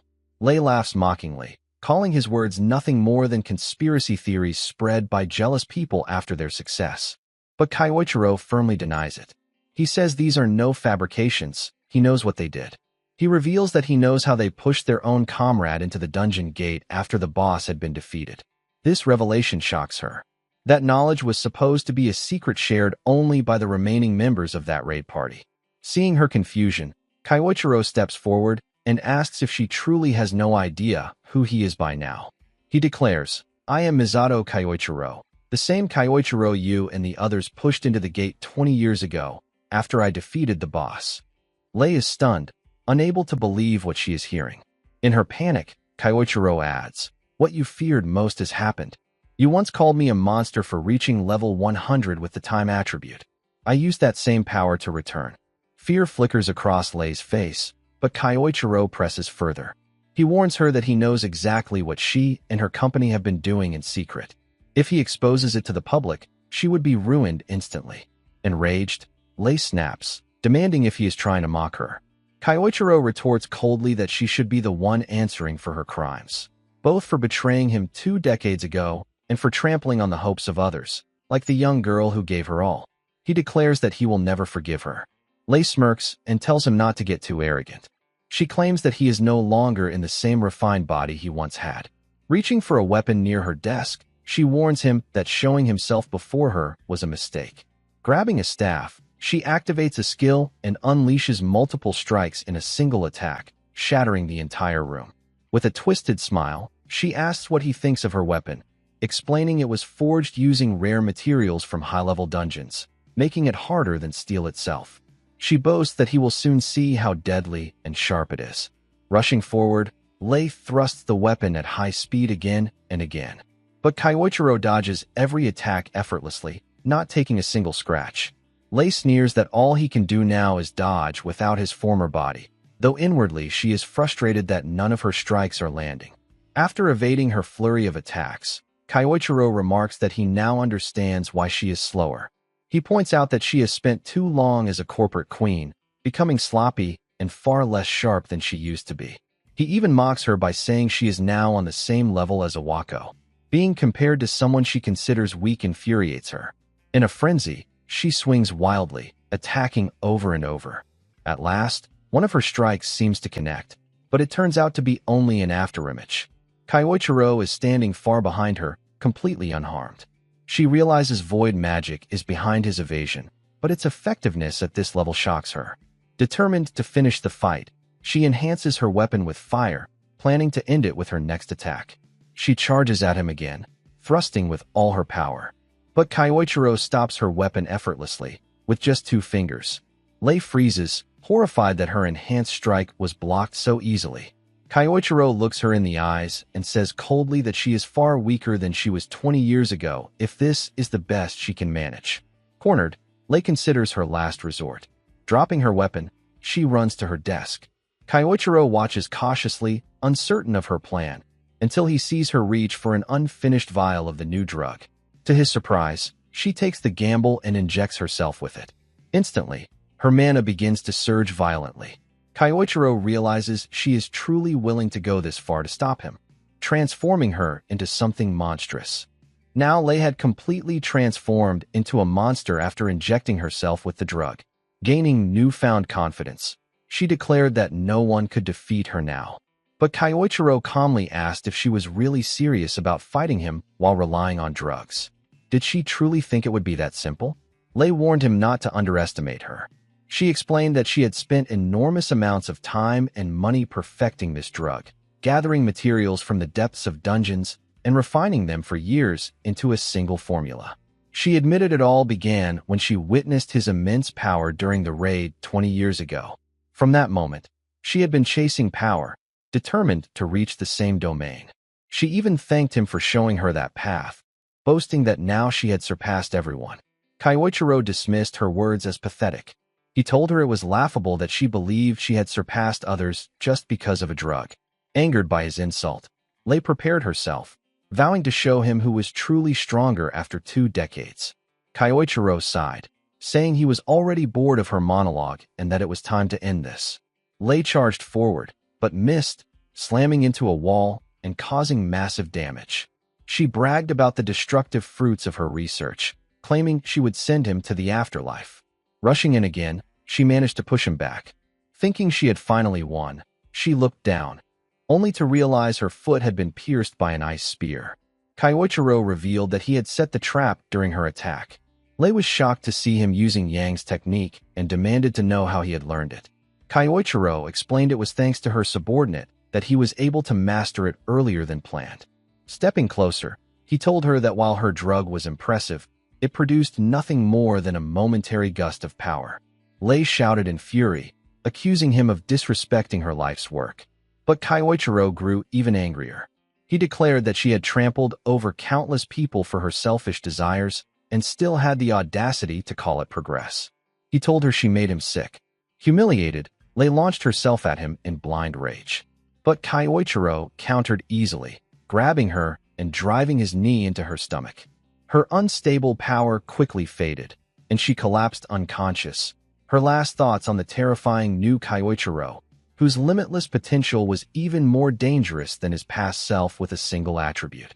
As he left, Kyoichiro remarked coldly that her power was never real to begin with.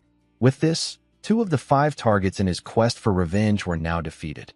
Outside, Asahi rushed to him, asking if he was all right. At the same time, news anchors swarmed the area, chasing reports that Lei's office had been attacked. Asahi turned to him, asking if he was responsible. Kyoichiro simply replied, "Who can say?" He knew that the truth about Lei's company and its cruel experiments would soon be exposed. With her downfall, many people would finally be safe, and everything she had built over a lifetime would crumble. Asahi called out to him. She admitted that earlier she had been too confused to say it, but now she wanted him to know. Without him, she would not still be standing there. She thanked him deeply for protecting her. Kyoichiro reflected silently. Once, words like those had meant everything to him. They had been his reason to push forward in his previous life. That night, the news exploded with revelations about Lei's company. The truth about their secret experiments and underground facilities where people had been used as test subjects. Reports claimed that someone had stopped her before she could erase the evidence, though the identity of the assailant was unknown. It was also revealed that Lei was now suffering from memory issues and had been placed in medical care. Kyoichiro wondered how the other saints would react to this turn of events. Just as he thought about it, breaking news appeared. An emergency announcement from Nathaniel of the Pentagram Saints. Hearing the name shocked him. At the press conference, Nathaniel declared that on behalf of the Pentagram Saints, they were devastated by Lei's actions and her inhumane research. He apologized, saying that although she had once been their comrade, they had failed to see the darkness lurking within her. Kyoichiro's anger flared. He recognized the act. They were playing the innocent card again, just as they had when they branded him a traitor 20 years ago. They hadn't changed one bit. To them, ordinary people were not lives to protect, but stepping stones to secure their reputation as heroes. He realized that Nathaniel must have been the one to spark hatred among the clan back then, leading to his betrayal. Even now, Nathaniel was calculating, his whereabouts always shrouded in mystery. Determined, Kyoichiro decided on his next move and made a call. Meanwhile, in a distant sanctuary, a messenger reported the conference to Saintess Claudia. Hearing the news, she clasped her hands and prayed for the future. Elsewhere, another member, Ingolf, was training in his room when he was told that a meeting was about to begin. Furious at Lei for creating such a mess, he prepared himself. Soon, the members of the Pentagram Saints gathered, Nathaniel appearing on the screen before them. Once all were assembled, he formally began the meeting of the Pentagram Saints Council. After a long discussion and debate, the council members agree with the statement that an assailant seeking revenge had attacked Lei and exposed the experiments she had been conducting. Ingolf is genuinely furious, enraged that she had been carrying out such secret actions behind their backs, tarnishing the honor and reputation of the Pentagram Saints. Concluding the matter, Nathaniel states that the experiments were Lei's doing alone, carried out on her own accord, and that the rest of them had no knowledge of her activities during that time. Iwako listens silently, but his thoughts turn dark. He reflects that Nathaniel always behaves this way, making seemingly rational judgments while easily shifting blame.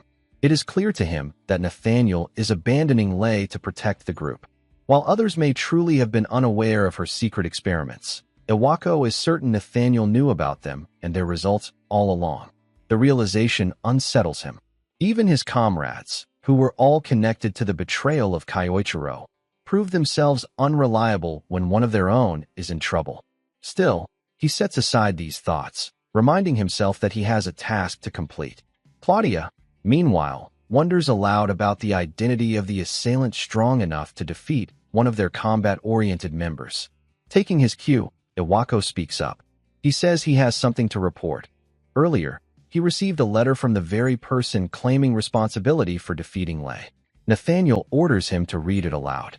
Iwako opens the letter, which declares, "I have returned to the present world from within that gate. Now I will deal with all of you. Wait for me. Misato Kyoichiro." The name stuns the council. Claudia suggests it could be an imposter using his name to intimidate them. But Nathaniel immediately rejects the idea, explaining that no outsider could claim such knowledge about the gate unless they had truly been there. Considering the situation with Lei, he concludes that it must indeed be Kyoichiro who has finally returned. Claudia theorizes that perhaps time magic explains his survival. Ingolf interrupts, saying that if Kyoichiro truly is back, all they need to do is send him away again. Nathaniel agrees, saying Ingolf's view is correct. He decides they will not make any move for now since Kyoichiro poses no immediate threat. Instead, they will observe his actions and see what plans he intends to carry out. After the meeting, Ingolf gazes at the sky, haunted by old memories. He mutters that Kyoichiro is the one person he can never forgive, his tone revealing a personal grudge that remains unresolved to this day. Back at another location, Iwako contacts Kyoichiro and informs him of the council's discussion and their current plans. Kyoichiro, unsurprised, already knew Nathaniel would not move recklessly. Still, he understands that once the fear of his return grows too large, they will be forced to act. For now, he decides to target those whose whereabouts he already knows.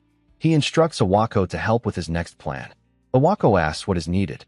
Kyoichiro replies that it is simple. He wants arrangements made for him to be transferred to the academy connected to Ingolf. Realizing the implication, Iwako knows Kyoichiro is now going after Ingolf. Kyoichiro confirms it, explaining that with the excuse of a short-term overseas exchange program, he can infiltrate the German academy. Iwako cautions him, saying Ingolf is not like Lei and may not have any obvious weaknesses to exploit. Kyoichiro listens but replies that regardless, he needs to face him at least once. He leaves the necessary documentation to Iwako to handle. Stepping outside to clear his mind, Kyoichiro reflects. Even if Ingolf has not committed recent wrongs, the fact remains that he betrayed him 20 years ago, alongside the others. Soon after, he boards a plane.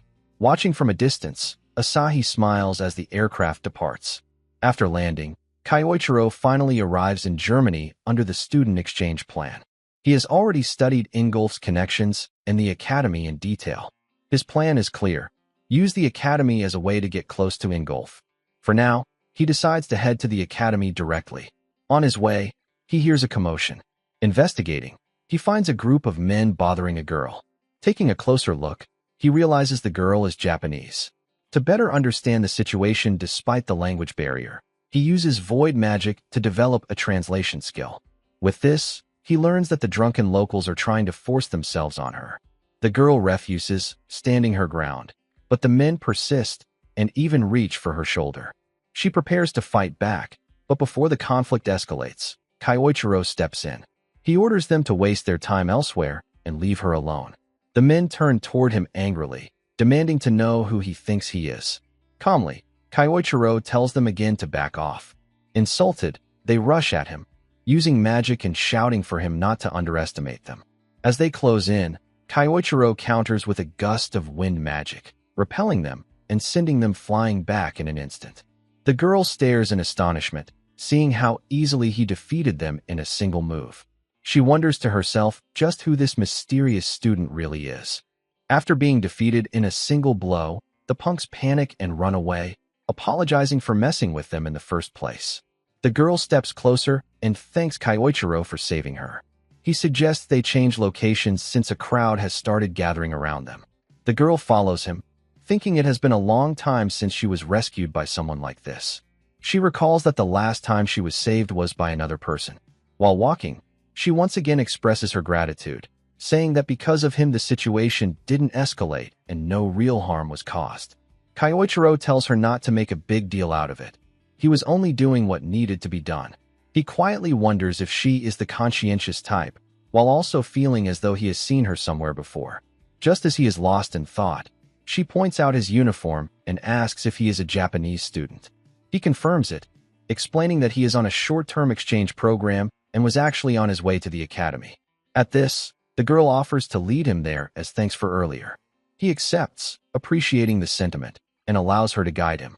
As they walk, she tells him she is traveling around the world due to certain personal circumstances. Kyoichiro is surprised. She seems to be about the same age as his current body, yet she is traveling alone. He considers this unusual and even risky. He tells her that traveling alone must be dangerous, making her more likely to run into situations like the one earlier. She brushes it off, saying she is fine and that despite appearances, she can use magic as well. Kyoichiro then wonders aloud why she was caught off guard before. She avoids the question and instead asks if he is studying at the academy. Curious about a traveler's opinion, Kyoichiro asks if there is anything unusual about the place. She explains that the academy is very popular for its strict merit-based system. Students there believe strongly in the hierarchy established by rankings and achievements. There is also a point system that rewards success. Hearing this, Kyoichiro realizes how seriously the academy takes such matters, far more extreme than schools in Japan. From Awako's information, he already knows that Ingolf often teaches classes for the elite upper-class students. To get close to Ingolf, Kyoichiro understands he will need to make a big impact in this merit-based system. The thought excites him, as he enjoys challenges. After their journey, the girl points toward the academy. Kyoichiro thanks her for both the guidance and the information. Before parting, she remembers to introduce herself. Her name is Shirato Seoki. In return, Kyoichiro introduces himself as Ase Kayasuk. The name shocks her, as though it reminded her of something. When he notices her reaction and asks what's wrong, she simply replies that his name is familiar to someone she once knew. With that, they part ways, and she wishes him luck at the academy. After she leaves, Kyoichiro can't shake the feeling that something about her sticks in his mind. Still, he puts the thought aside and heads toward the academy. The academy itself appears neat and orderly. As he walks across a bridge, a student who had been waiting calls out, asking if he is the Japanese transfer student. The boy arrogantly tells Kyoichiro to come closer. Kyoichiro responds respectfully, asking who he is, and calls him a delinquent. Insulted, the boy demands to know who he is calling a delinquent. He steps forward, sneering that Japanese students don't come around often and questions if Kyoichiro could possibly be anything special. Trying to assert dominance, he warns Kyoichiro not to get the wrong idea about this academy. He says he will give him a basic rundown of the hierarchy here. Kyoichiro sighs, wondering why he is already running into troublemakers so soon after arriving. He recalls Sayuki's warning about the merit-based system and realizes the boy is trying to test him. Throwing his bag aside, Kyoichiro says he is ready to take him on. The boy grins, saying it's good that Kyoichiro understands quickly. Preparing his magic, he declares the fight is starting now.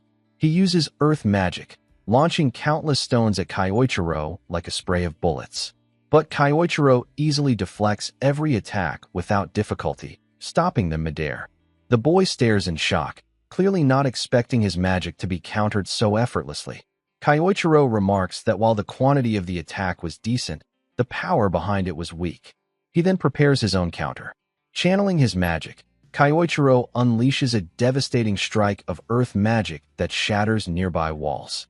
He tells the student, "At the very least, it should look like this." The stunned boy looks at him in horror, wondering why such a monster is here.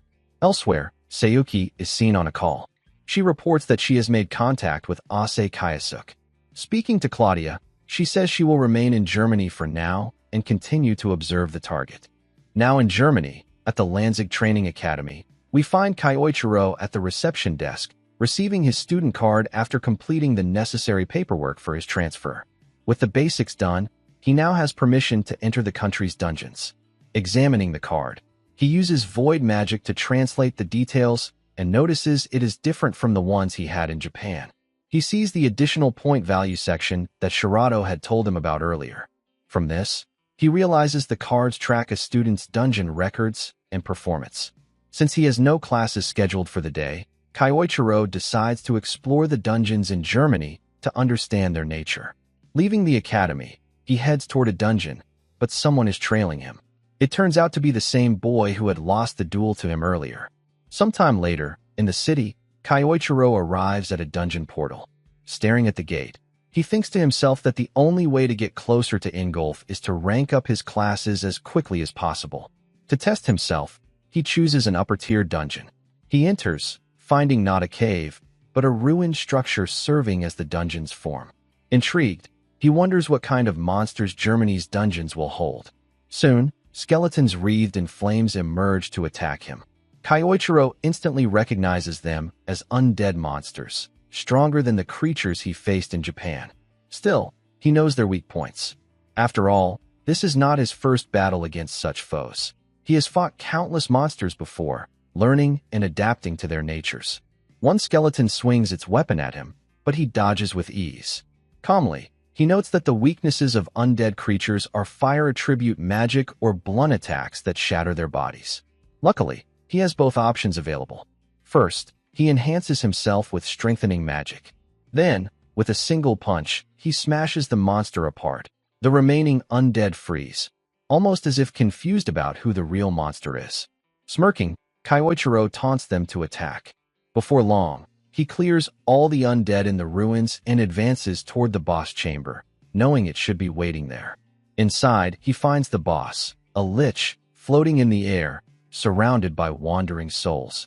Deciding to test its strength, he begins with a fireball spell, launching it at the lich.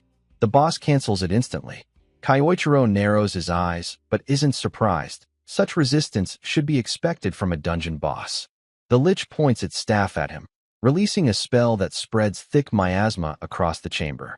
Kyoichiro dodges casually, though he notes with interest that the miasma melts everything it touches. A dangerous ability, but also something he might use to his advantage. The lich follows up with more attacks. Kyoichiro condenses wind magic around his feet, boosting his speed and propulsion. Leaping across the chamber, he bounces off the floor and walls while evading the incoming spells. After several movements, he finally closes the distance, preparing to strike the boss directly. While preparing his spell, Kyoichiro taunts the lich boss, asking if it can survive a taste of its own medicine. With that, he casts the same corrosive magic back at it. The boss suffers under the spell, its body breaking down as it begins to fade away. Kyoichiro steps back and watches as the lich is defeated. He notes that the spell had a strong impact, but because it was a high-tier magical technique, he couldn't replicate it perfectly with his current ability. He realizes he must raise his void magic as far as possible, but sets the thought aside. There are more important matters to handle now. Looking to the shadows, he calls out and tells him to show himself. The person steps forward. It is the boy he had defeated earlier. The boy admits he hadn't expected to be caught and claims he was only observing Kyoichiro's performance. He asks if Kyoichiro minds. Kyoichiro narrows his eyes and asks if he wants another duel, wondering if he had been too lenient last time since the boy doesn't seem to have learned his lesson. But something about his behavior feels suspicious. Closing the distance, Kyoichiro warns him to clear things up so there are no misunderstandings in the future. The boy reaches into his pocket, and Kyoichiro tenses, suspecting a weapon, or worse, another enhancement like Lay's drug. But instead, the boy does something completely unexpected. He kneels down and begs Kyoichiro to take him as his disciple. Kyoichiro is stunned into silence. He can't believe what he's seeing. The boy holds out a small cup, leaving Kyoichiro even more confused. The boy explains that it's supposed to represent a Japanese Dajiza gesture of respect, which is why he brought it. Kyoichiro wonders if the boy is an idiot. The boy, however, insists earnestly that he was drawn in by Kyoichiro's overwhelming strength and now wants him to teach him magic. Kyoichiro asks if he's joking, but the boy continues to pledge his sincerity, admitting that after seeing the earlier fight, he feels like a fool for ever challenging him in the first place. Kyoichiro sighs, realizing the situation has suddenly become much more complicated. Just as they're speaking, he senses something strange. Placing a hand on the boy's shoulder, Kyoichiro readies himself. The boy thinks Kyoichiro is about to accept him as his disciple, but before he can finish his words, a sudden attack strikes from out of nowhere, carrying devastating force. From the darkness emerges a massive monster, far stronger than the lich Kyoichiro had just defeated. Realization dawns on him. The creature from before wasn't the true final boss. The real one has arrived now. Kyoichiro steps forward, ready to face the monster, while the boy beside him trembles in fear. Staring at the massive beast, the boy recalls something he once read in the academy manuals. He tells Kyoichiro that the creature is a skull dragon, a monster so powerful it once wiped out entire villages long ago. He adds that according to the records, Ingolf had barely managed to defeat one in the past. Confused and terrified, the boy wonders why such a creature would appear here now. Kyoichiro listens calmly to his explanation and prepares to fight. The boy panics, asking if he really intends to go up against the skull dragon alone. He tries to stop him, calling it reckless to face a monster that even the saints struggled against. But Kyoichiro tells him to sit back and relax. With a sharp look, he also adds that, for the record, it wasn't Ingolf who defeated that dragon back then. The boy looks shocked, unsure of what he means. Kyoichiro thinks to himself that when the group of pentagram saints was formed, they found it convenient to erase his name from history. They twisted the story so they could claim the glory, becoming heroes, while he was cast aside. He smirks bitterly, thinking about how they've lived comfortably all this time, typical cowards. Now, with the skull dragon before him once again, Kyoichiro decides, if it has returned, he will simply kill it again. A sense of déjà vu washes over him. The beast roars and charges forward, slamming into the ground and sending shockwaves through the ruins. The boy cries out in panic, but Kyoichiro steps up to block the force of the attack. He realizes the monster is even stronger than it was 2 decades ago. Still, it doesn't matter.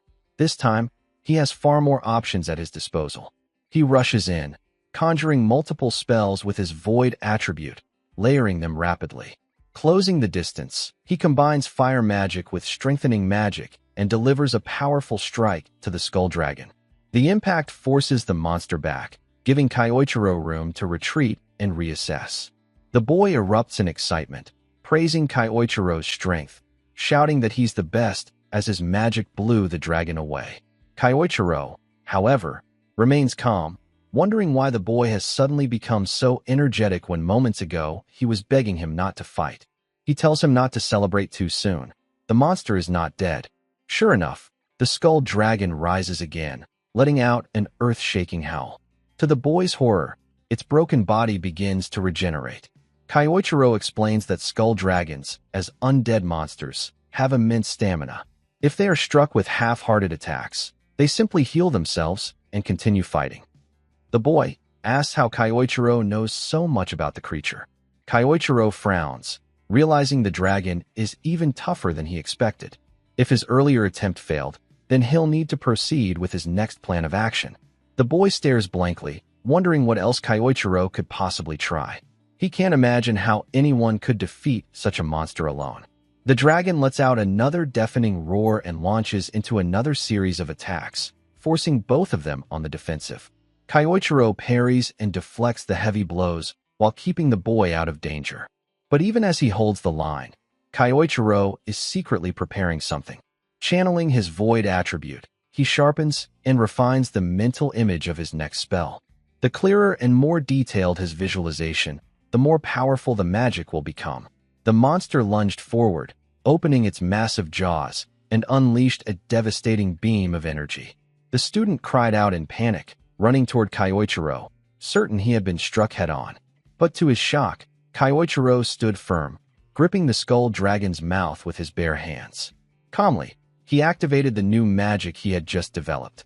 In an instant, the monster's insides began to freeze. The chilling power spread rapidly, encasing the creature's body.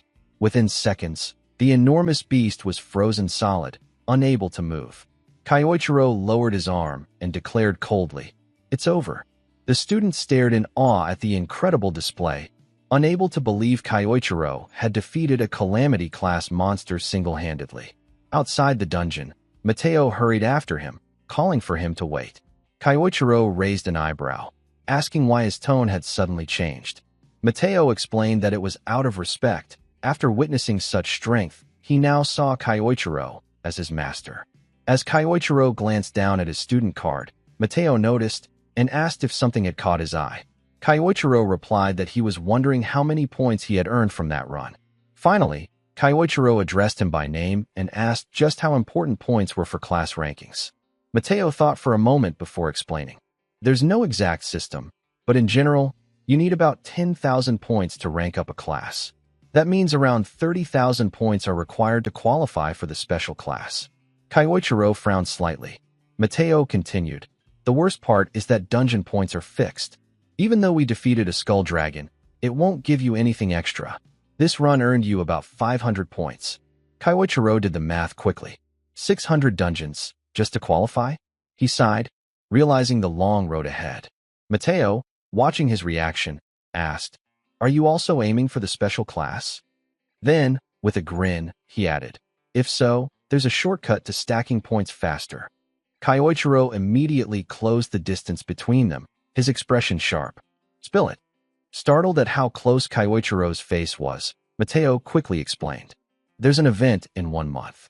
It's a competition where students face assigned challenges. The winner earns 20,000 points directly."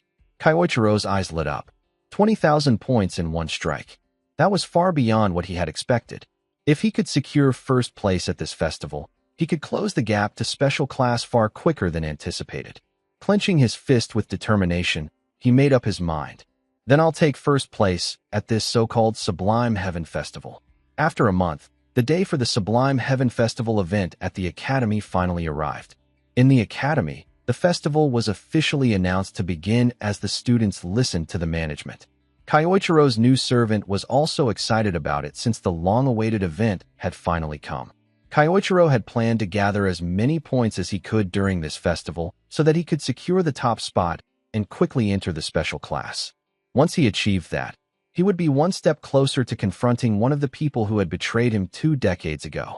The management announced the mission and the rules. The main objective for the students was to claim the gemstone placed at the top of the tower. They had to climb the maze-like tower to reach it, and that was the only rule of the challenge. The method they used, along with any tricks or strategies, was entirely up to them. Whether they climbed straight up or played dirty, the only requirement was to show the strength they had honed until now. After listening to the rules, Kyoichiro smiled since this was exactly what he had expected from the academy. Fortunately, it also suited his taste. At that moment, a red-haired boy asked if they were planning to take the first spot, warming up as he spoke. Kyoichiro looked at him and thought back to when he learned that the event would require teams of 2. At first, He was worried and unsure what to do, as he didn't know many people. However, fortune seemed to smile upon him since he already had the perfect partner at hand. When he ordered the boy to pair up with him, the boy was so delighted that he bowed deeply to Kyoichiro. While warming up, someone approached them. Kyoichiro looked over and was surprised to see Shirato attending the event. She told him that since it was such a fun occasion to watch, she thought of taking a detour to enjoy her time there. Seeing her, Kyoichiro's new disciple jumped up and asked his master if this cute person was his girlfriend. Before he could continue, Kyoichiro slammed his head and told him to shut up with the nonsense. During their chatter, the atmosphere around the students suddenly changed. When they looked around for the cause, everyone was shocked to see the presence of their saint, Ingolf, who had come personally to watch the event. As soon as Kyoichiro saw him, he gets really furious. Ingolf took his seat among the management and judges, who thanked him for making an appearance at the event. Ingolf told them to be at ease, saying he was only there out of curiosity. He added that he was interested to see if a true golden egg was hidden among the young magicians. Kyoichiro remained locked on Ingolf with an intense stare. After a while, the event was about to begin. The students took their positions and entered the tower. Team Kyoichiro stepped inside and observed the surroundings, which resembled a maze. As soon as the event started, chaos broke out immediately with explosions and the sudden appearance of magical beasts. Kyoichiro remarked that they had mentioned releasing beasts into the tower. His disciple asked what their plan would be, but before he could finish, Kyoichiro was already in motion. With flashy moves, he began soloing the monsters and clearing their path up the staircase. Kyoichiro told his stunned teammate to get moving already. The other students were shocked at the overwhelming display of power, while his disciple was thrilled and quickly followed him. Even outside the tower, the display screens showed Kyoichiro's powerful actions. Watching this, Ingolf wondered aloud why such a remarkable Japanese magician was present here. All the spectators were surprised to see a student one-shotting a monster. Shirato, who was also observing the situation, became tense. She had an idea that Kyoichiro was extraordinary, but this was still a surprise to her. Inside the tower, Team Kyoichiro continued clearing the beasts along the way, and even Kyoichiro's new lackey was pulling his weight. Kyoichiro asked him if he was able to manage the situation, and with confidence, the boy replied that he still had plenty of energy left in the tank. Hearing this, Kyoichiro told him they needed to move faster without slowing down. The red-haired kid, who had seemed confident before, was actually at his limit but continued following Kyoichiro so he wouldn't drag him down. While climbing upward on the staircase, Kyoichiro sensed something and stopped his teammate. Suddenly, an explosion destroyed the staircase ahead of them. On the other side stood another team, responsible for destroying the staircase so Kyoichiro's group couldn't catch up. The red-haired kid shouted at them for playing dirty. The other team teased him, asking if he had said something, mocking that they couldn't hear him from so far below. After that, they ran away, taunting them to sit back and watch as they lost. The boy grew angry, then asked his master about their course of action now that the path was destroyed. Kyoichiro, without any worry, told him the answer was obvious. They just needed to fly over. Shocked and worried about what he meant by fly, the boy asked how, but before he could even finish speaking, Kyoichiro grabbed him and used wind magic to propel them upward with immense speed. At the doorway of the final chamber, the team that had destroyed the bridge had already arrived.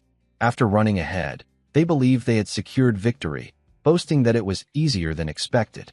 Their pride swelled, and they remarked that they would never lose to a foreign Japanese student. However, just as they celebrated their supposed win, Kyoichiro appeared, asking if they were certain of their victory. Seeing his arrival, despite the destroyed stairs, they demanded to know how he had managed to get there so quickly. Kyoichiro told them that the obstacle they created was nothing compared to what they thought, as it had barely slowed him down. His disciple, though panting heavily, boldly declared that they would not lose to random clowns. The opposing team mocked him, saying he looked half dead already. With no other option, the rival team prepared to fight Kyoichiro's group, readying their magic attacks. But before they could even launch their spells, Kyoichiro told them they were far too slow.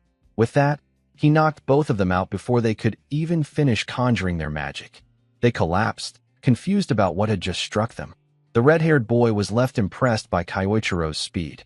With all obstacles cleared, they opened the door to the final chamber. Inside was an empty hall, with the gemstone placed on a pedestal. They looked around and quickly realized that the gemstone was their target. The red-haired boy grew excited, thinking they were about to win since they were the first to arrive. However, Kyoichiro reminded him that the challenge wasn't over yet. Suddenly, countless armored soldiers appeared in the chamber out of nowhere. Even the management watching from outside became worried, as those armored knights had not been placed there by them. At this, Ingolf smiled, wondering how the students would tackle the trial that now stood before them. The magic soldiers kept appearing all around the room. Kyoichiro looked at them and knew immediately that these were not human soldiers. He realized, after seeing the sheer number of summons, that only one person was capable of controlling this many soldiers at once. It had to be Ingolf. The judges, noticing the magic, asked Ingolf if this was his doing. He casually replied that, more or less, it was true. Ingolf added that the event would have been far too boring if it ended in such an easy way. One of the judges commented that Ingolf was being cruel, but Ingolf remarked that if the students wished to become great mages, then they should be able to deal with unfair situations as a bare minimum. He went on to say that he doubted any of the students would be able to break through this many soldiers, so he had no great expectations. Still, he was curious to see how they would attempt to claim the gemstone. With a smile, he said he was eager to see what they could do. The red-haired kid grew worried and asked Kyoichiro what they should do. Kyoichiro told him clearly that, in order to reach the gemstone, their target, they had to defeat the summoned soldiers first. Hearing this, the boy nervously pointed out that the number of enemies was massive and that they looked strong as well. Kyoichiro, with a straight face, replied that even if all the odds were against him, he had to do whatever it took to reach his goals. Inspired by those words, the boy decided to help him, even if only a little. However, the very next second, he was attacked by one of the soldiers and barely manages to dodge the strikes. At the same time, other soldiers rushed toward Kyoichiro. He instantly used body enhancement magic, blocked the attack with his fingers, and followed up with a charged strike from his bare hands, taking the soldier down with a single strike. The spectators were amazed at the destruction of such a powerful creature with a single punch. Kyoichiro continued to slam down knight after knight across the room, clearing the area. His student watched in awe, growing even more impressed by his power. Even Ingolf raised his eyebrows, admitting to himself that Kyoichiro had some impressive offensive ability, but he doubted whether he could truly take on all of the soldiers summoned there. Ingolf slammed the table, insisting that his magic wasn't that easy to overcome. As if responding to Ingolf's will, the soldiers began multiplying, raising the difficulty of the challenge even further. The boy wondered what the academy was thinking by allowing such a high-level trial for students. Even the spectators grew anxious about the extreme difficulty. Shirato, watching closely, knew it would be impossible to defeat an entire army like this, yet she still held hope that Kyoichiro might somehow break through. She fixed her gaze on him, wondering what his next move would be. The soldiers swarmed around Kyoichiro, forcing him to dodge continuously while calculating the rising number of enemies. Though the situation looked overwhelming, Kyoichiro found it trivial compared to when he had fought calamity-level monsters inside an SSS rank gate. He parried their attacks and countered with sharp precision, striking down soldier after soldier. After a while, he realized that defeating them slowly would be pointless, since they might revive or multiply endlessly. The best choice was to destroy them all at once with a large-scale spell. However, he did not have the luxury of sitting idle to construct a new mental image for a spell. Instead, he decided he would have to use one he had already seen before. It would save time and be faster. He had an idea of such a spell, but he hated the person it belonged to. Given the situation, however, he resolved to bear with it. Activating void magic, Kyoichiro began forming a large-scale spell, starting with earth magic. Ingolf immediately recognized the spell in question, stood up from his seat, and knew what he was about to witness. Meanwhile, Kyoichiro combined the elements, fusing earth and wind magic, and unleashed a devastating attack. The entire chamber exploded with such force that the impact was felt even outside the tower. The spell Kyoichiro used was one that had taken Iwako 2 decades of hard work to create. Yet, Kyoichiro executed it flawlessly. With all the obstacles obliterated, He stepped forward and claimed the gemstone, declaring the game over. Seeing that he had actually done it, his disciple jumped with joy, celebrating alongside the spectators, who were all thrilled after witnessing such an incredible battle. Shirato, who had been watching intently, was stunned to see him use fusion magic. She wondered just how deep his power truly went. Ingolf, meanwhile, laughed and smiled, amazed that Kyoichiro had just cast a spell that had taken a saint 20 years to develop, and yet he used it as a mere student. Ingolf noted down the name Ase Kayasuk on his personal list, finding him utterly fascinating. As he left, Ingolf remarked that if Kyoichiro entered the special class, he would personally make sure he received training worthy of his caliber. After all the preparations and follow-up work from the events, the Academy held a ceremony to announce student promotions, including the one who would be advancing to the special class. When the announcement of Ase Kayasuk's success was made after he had earned enough points, they welcomed him and invited him onto the stage. Everyone whispered among themselves, astonished that he had only been at the Academy for a month and was already receiving such a major promotion. They even recalled the incredible battle he fought during the festival. Some commented that he seemed almost inhuman. Hearing all of this, his disciple grew smug with pride over his master's feats. After the announcements and the introduction of all the major students on stage, the Academy proceeded with the armband ceremony, for which they had invited a special guest. Kyoichiro, hearing this, wondered if the guest was who he thought it might be. The speaker then welcomed their guest, none other than the saint of the country, Ingolf. The speaker handed the stage over to him. Looking at Ingolf, Kyoichiro thought to himself, questioning whether he was really there just for the ceremony or if he had an ulterior motive. Ingolf gave a tribute to the students, then turned directly toward Kyoichiro. He told him that he had provided quite the entertainment at the festival. Ingolf then presented him with his prize, and as he passed by, he leaned in and quietly whispered for Kyoichiro to come to his estate that night. A few people noticed Ingolf speaking to Ase and wondered what he had said to him. Kyoichiro, meanwhile, pondered the true intention behind Ingolf's words. After the ceremony concluded, that same night Kyoichiro went to Ingolf's estate to discover what he wanted. He was received by a butler who told him they had been expecting him. On the way to meet Ingolf, Kyoichiro racked his brain about what Ingolf could be up to and why he had called him there. He wondered if his true identity had already been exposed. If that were the case, he regretted not having more time to prepare. He thought that if his luck had run out, then he had no choice but to face it. As he entered the room, he braced himself for the worst, preparing in case the situation escalated into a fight sooner than he had planned. Inside the room was a table with food already served, and Ingolf was seated, eating his meal.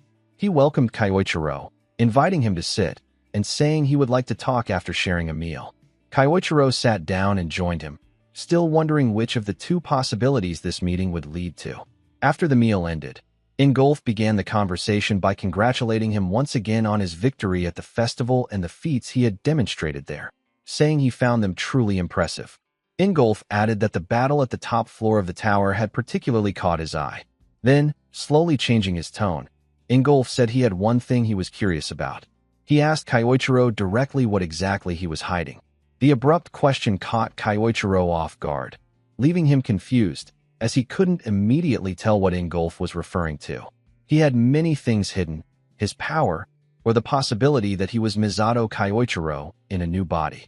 Thinking carefully, he deduced that Ingolf had no knowledge of his true identity, because if he did, he would have been far more direct with his questioning. Since that wasn't the case, Ingolf must have been aiming at something else. Seeing Kyoichiro remain silent, Ingolf continued, pointing out that the magic Kyoichiro had used at the top of the tower was one created by Iwako after 2 decades of dedication. This made him question how Kyoichiro could possibly use such a spell. Kyoichiro relaxed on hearing this, which made him sure that Ingolf was interested only in his power. He told him that Iwako had given him special treatment back in Japan. This made sense to Ingolf. If Kyoichiro had received such training, then it followed that he could have learned that magic along the way. Kyoichiro added that Iwako was simply a good teacher and that he owed him everything. Ingolf smiled over his coffee, saying it sounded like something Iwako would do, and he appreciated how much Kyoichiro had mastered his skill. He then warned him not to misuse that power, telling him that if he did, he might end up like Misato Kyoichiro, the man who had almost torn the world apart. Kyoichiro fell silent at that. Ingolf moved to the window and said Kyoichiro must have heard about the SSS-rank dungeon breach that had gone wild 2 decades ago. He accused the man of having drowned in his own power while cooking up a twisted plan. Ingolf claimed that Kyoichiro had intended to unleash the monsters from the gate to wipe out even his own allies. Those words angered Kyoichiro. Ingolf added that Kyoichiro had wanted to be the last man standing and had begun that plan that day, but they had been lucky and stopped him before he could. Hearing the accusation infuriated Kyoichiro. He resented being cast as the villain and knew he could not let it pass so easily. Ingolf said he was telling Kyoichiro this because he did not want him to be swallowed by his power as well. Kyoichiro replied that it was all right.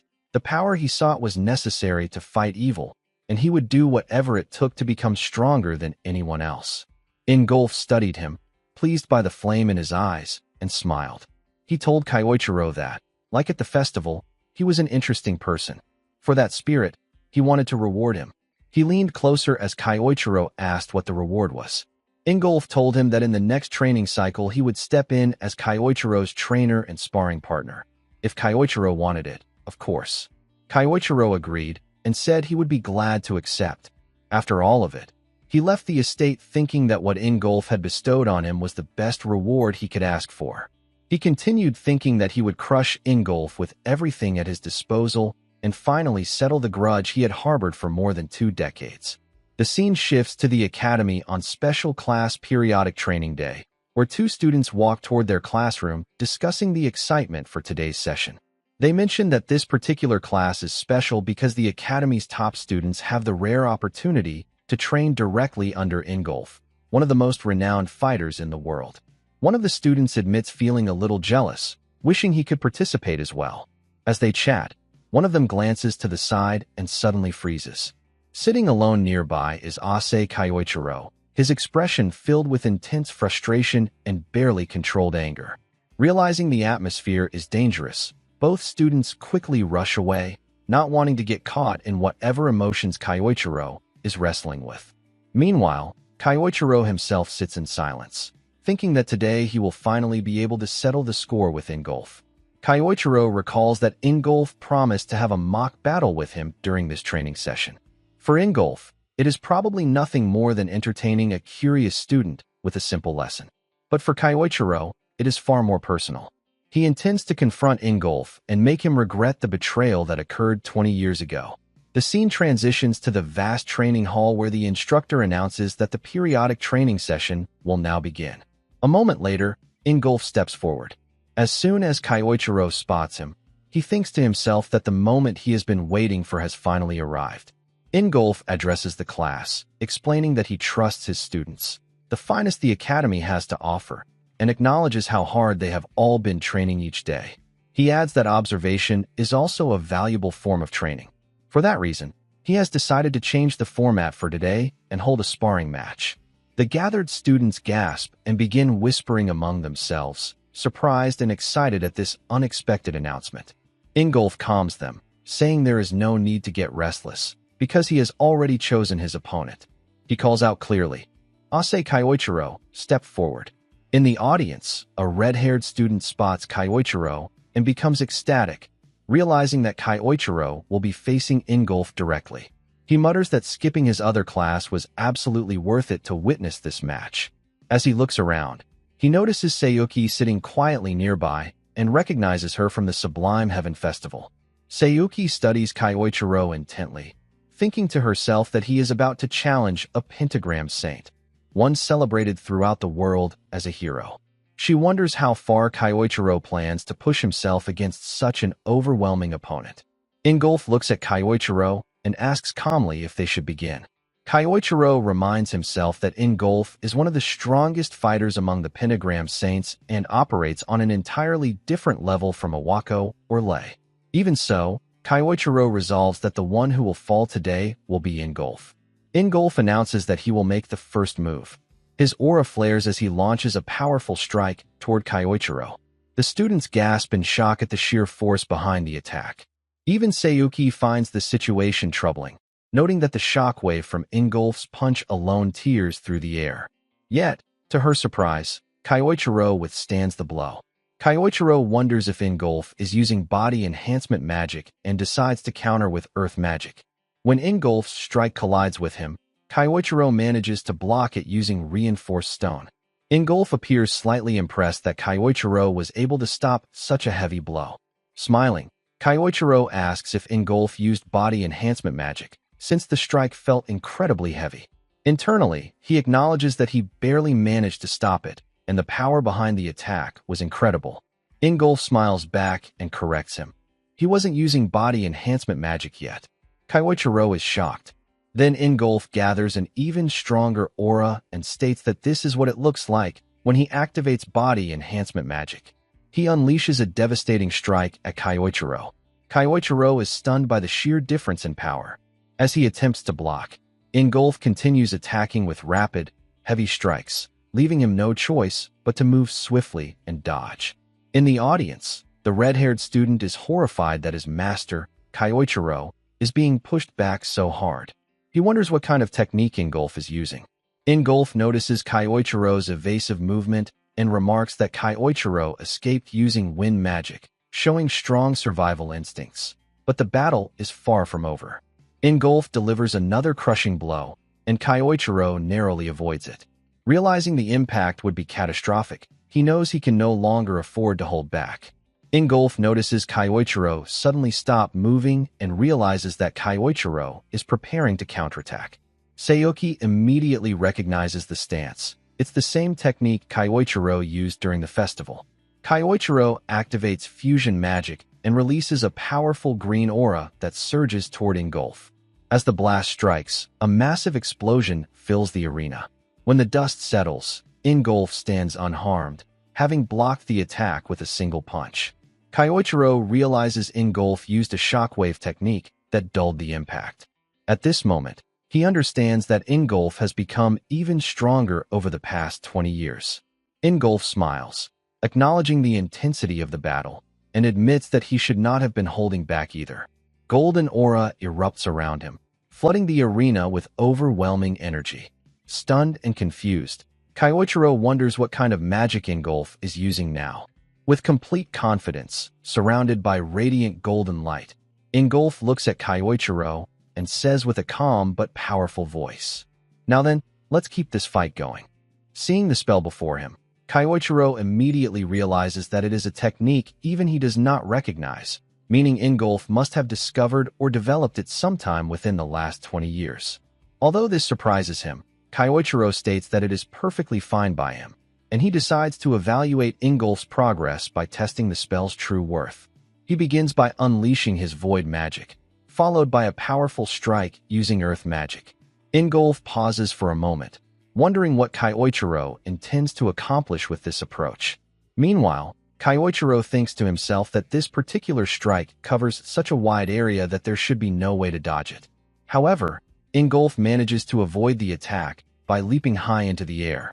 Kyoichiro knows that once Ingolf loses his stance mid-air, it will create the perfect opening for Kyoichiro to strike with a fused spell. Preparing himself, he gathers both earth and wind magic, merging them together into a fusion technique and launching it directly toward Ingolf while he is still airborne. Seeing this, the red-haired student remarks with excitement that Master Kyoichiro is finally using his fusion magic. Sayuki looks surprised as well, quickly realizing that Ingolf is losing balance in the air, making it an ideal opportunity for Kyoichiro to land a decisive blow. Just when everyone thinks the attack will strike Ingolf head-on, Ingolf suddenly smiles. His aura intensifies dramatically, catching Kyoichiro completely off guard. To everyone's shock, Ingolf takes the fusion spell head-on and blocks it with nothing but his hand. The force of the magic disperses, completely nullified. Kyoichiro is stunned to see Ingolf effortlessly break through his fusion spell, and Sayuki also struggles to accept that someone could neutralize a technique of that level so casually. Back in the arena, Ingolf calmly tells Kyoichiro that the strike was excellent, but it is simply not strong enough to break through Ingolf's mana armor. His right arm is now enveloped in a glowing golden aura. Kyoichiro, surprised at first, realizes that this golden haze functions as a powerful armor. The fact that Ingolf can shrug off fusion magic without suffering a scratch reveals an overwhelming level of durability. Stepping forward, Ingolf explains that his armor does more than just protect him. This mana armor transforms his entire body into a weapon, combining offense and defense seamlessly. That, he claims, is the true essence of his technique. Ingolf then charges toward Kyoichiro at full speed, covering his entire body with mana armor. As Ingolf's strike lands, Kyoichiro barely manages to dodge, yet Ingolf's attack still smashes into the ground, completely breaking the terrain. The red-haired student is stunned at the sheer power behind Ingolf's strike. Kyoichiro finds himself being pushed back repeatedly. Once the dust settles, he realizes that Ingolf is far stronger than he was 2 decades ago, and that this mana armor is one of the biggest reasons behind that enormous growth. Kyoichiro thinks to himself that he does have a countermeasure, but the spell is incomplete, and he is unsure whether he can even pull it off successfully. Ingolf asks if Kyoichiro is not going to strike back, and when he receives no immediate response, he decides that he will end the duel himself. Feeling the pressure, Kyoichiro becomes frustrated, knowing he has no choice but to attempt the new spell. Kyoichiro begins gathering blue mana into his hand. Seeing this, Ingolf wonders if Kyoichiro is trying to forge something, but he still believes there is nothing that can stop him. However, as he prepares to advance, Ingolf suddenly senses an ominous aura surrounding him. Alarmed, he rushes forward to strike. Kyoichiro, unable to complete the spell in time, cannot block the attack and is pushed back again. He thinks to himself that, as expected, he has still not mastered this new technique. Yet he also knows that if things continue like this, he will inevitably lose. Before Kyoichiro can attempt anything else, Ingolf lowers his stance and states that this is enough. Kyoichiro is caught off guard. Ingolf calmly explains that they have accomplished more than enough for a sparring match and suggests that they end the session here. Although Kyoichiro feels frustrated, the training officially concludes. As Ingolf dismisses the class and prepares to leave, several students praise him for the incredible demonstration. They found the match inspiring and were impressed that Kyoichiro held his ground, even though Ingolf had the advantage throughout the entire fight. The students excitedly discuss how remarkable the pentagram saint truly is. The red-haired student approaches Kyoichiro and tells him he fought well, adding that when it comes to someone like Ingolf, nobody can blame Kyoichiro for struggling. Meanwhile, Kyoichiro reflects silently, acknowledging that he underestimated Ingolf. In his current state, he cannot defeat him. Kyoichiro understands he must push his void magic even further and continue to grow stronger. Sayuki watches all of this and thinks to herself that no one else seems to understand the potential that Ase Kyoichiro is truly hiding. Then the scene shifts back to Ingolf, who wonders about the ominous aura he sensed earlier. It was unlike anything he had experienced before. Even so, Ingolf smiles, stating that it has been ages since he has had such an exhilarating clash, and he knows one thing for certain. Kyoichiro is not the kind of man who would allow his journey to end here. Later that night, the scene shifts to Ingolf, who is sitting quietly in his room. He reflects to himself that it has been a very long time since he experienced a battle that genuinely excited him. Yet that man, Ase Kyoichiro, truly surprised him. Ingolf never expected Kyoichiro to possess such refined strength, and in one particular moment during the sparring match, he even felt something he had not felt in years, a flicker of fear. As he sits there, Ingolf realizes he has only experienced that feeling once before. The scene transitions into a memory from years ago, when Kyoichiro was still Ingolf's master. In that memory, Kyoichiro calmly tells him that it looks like the victory belongs to him. Ingolf, still catching his breath, asks what kind of attack Kyoichiro used just now. He cannot believe that his master had been hiding a spell of that level all along. Kyoichiro responds by saying that Ingolf almost managed to defeat him, and besides, a teacher must always keep at least one hidden ace up his sleeve until the very end. Hearing this, Ingolf smiles warmly, thinking that his master never changes. Kyoichiro always rises above expectations, and that is exactly what made him not just a mentor, but also Ingolf's greatest rival. Feeling energized, Ingolf stands up and asks Kyoichiro for another sparring match. Returning to the present, Ingolf thinks that the memory feels nostalgic, yet he knows that a past tainted by darkness cannot simply turn pure again. Even so, he misses having someone who could stand beside him as an equal. He misses the feeling of facing a true rival the way he once faced his master. For years he longed for such a challenge, until Ase Kyoichiro appeared. Now, Ingolf finds himself genuinely excited to see how far Kyoichiro can go and what heights he will eventually reach. The scene shifts to a vast forest where Kyoichiro stands alone, reflecting that this place remains unchanged even after 20 years. He realizes he may be able to use the forest's hidden features to his advantage. Right now, he cannot match Ingolf's current level, and he knows he must retrain himself from the ground up. Fortunately, the dungeon located within this forest is the perfect place for such intensive training. As Kyoichiro enters it, he immediately notices that the dungeon possesses a powerful gravity field, far stronger than the surface outside. He mutters that no wonder Ingolf's punches carried such weight. If Kyoichiro took one of those full force, he would be finished. His first step, therefore, must be to strengthen his physical body. Once he can confront Ingolf head-on, the new spell he has been developing will become the key to victory. Standing confidently, he whispers, "Just wait for me, Ingolf."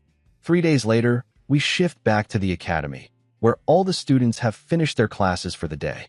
Among them is Sayuki, who feels uneasy because Kyoichiro has not returned to the dormitory since the sparring match. She wonders where he could have gone. At that moment, she encounters Kyoichiro's disciple, the red-haired student. He looks down and admits that everything feels boring without Kyoichiro around. Noticing Sayuki's concern, she asks if he knows anything about where Kyoichiro might be. The boy replies that he is not completely sure, but he heard something about Kyoichiro heading toward the eastern forest to train. Hearing this, Sayuki immediately understands where Kyoichiro is likely training. She thanks the red-haired student and quickly leaves for the forest. When she arrives, she recalls that there is a hidden dungeon deep within this area, an ideal place for someone seeking to grow stronger. But then she pauses, questioning how Kyoichiro would even know about the dungeon. He should have no knowledge of this region at all, unless it is truly possible that Ase Kyoichiro is actually Misato Kyoichiro in disguise. The thought makes her tense. The scene shifts to a month earlier, when Lady Claudia secretly ordered Sayuki to investigate anyone who might be Misato Kyoichiro hiding under a different identity. Ase Kyoichiro's name was on that list. Returning to the present, Sayuki thinks that if Kyoichiro truly is Misato, then the situation is far more serious than expected. She enters the dungeon and recalls that she had visited this place once before for a mission. It is just as overwhelming and intense as she remembered. Seeing the destruction around her, she realizes Kyoichiro must have been training here relentlessly. Soon she spots Kyoichiro standing among a number of defeated monsters. Her eyes widen, and she quickly hides herself. His aura is completely different, far stronger, more polished, and impossibly intense. She cannot believe that he defeated all of those creatures alone. It surpasses anything she ever imagined. After exiting the dungeon, Sayuki immediately calls Lady Claudia and reports everything she saw.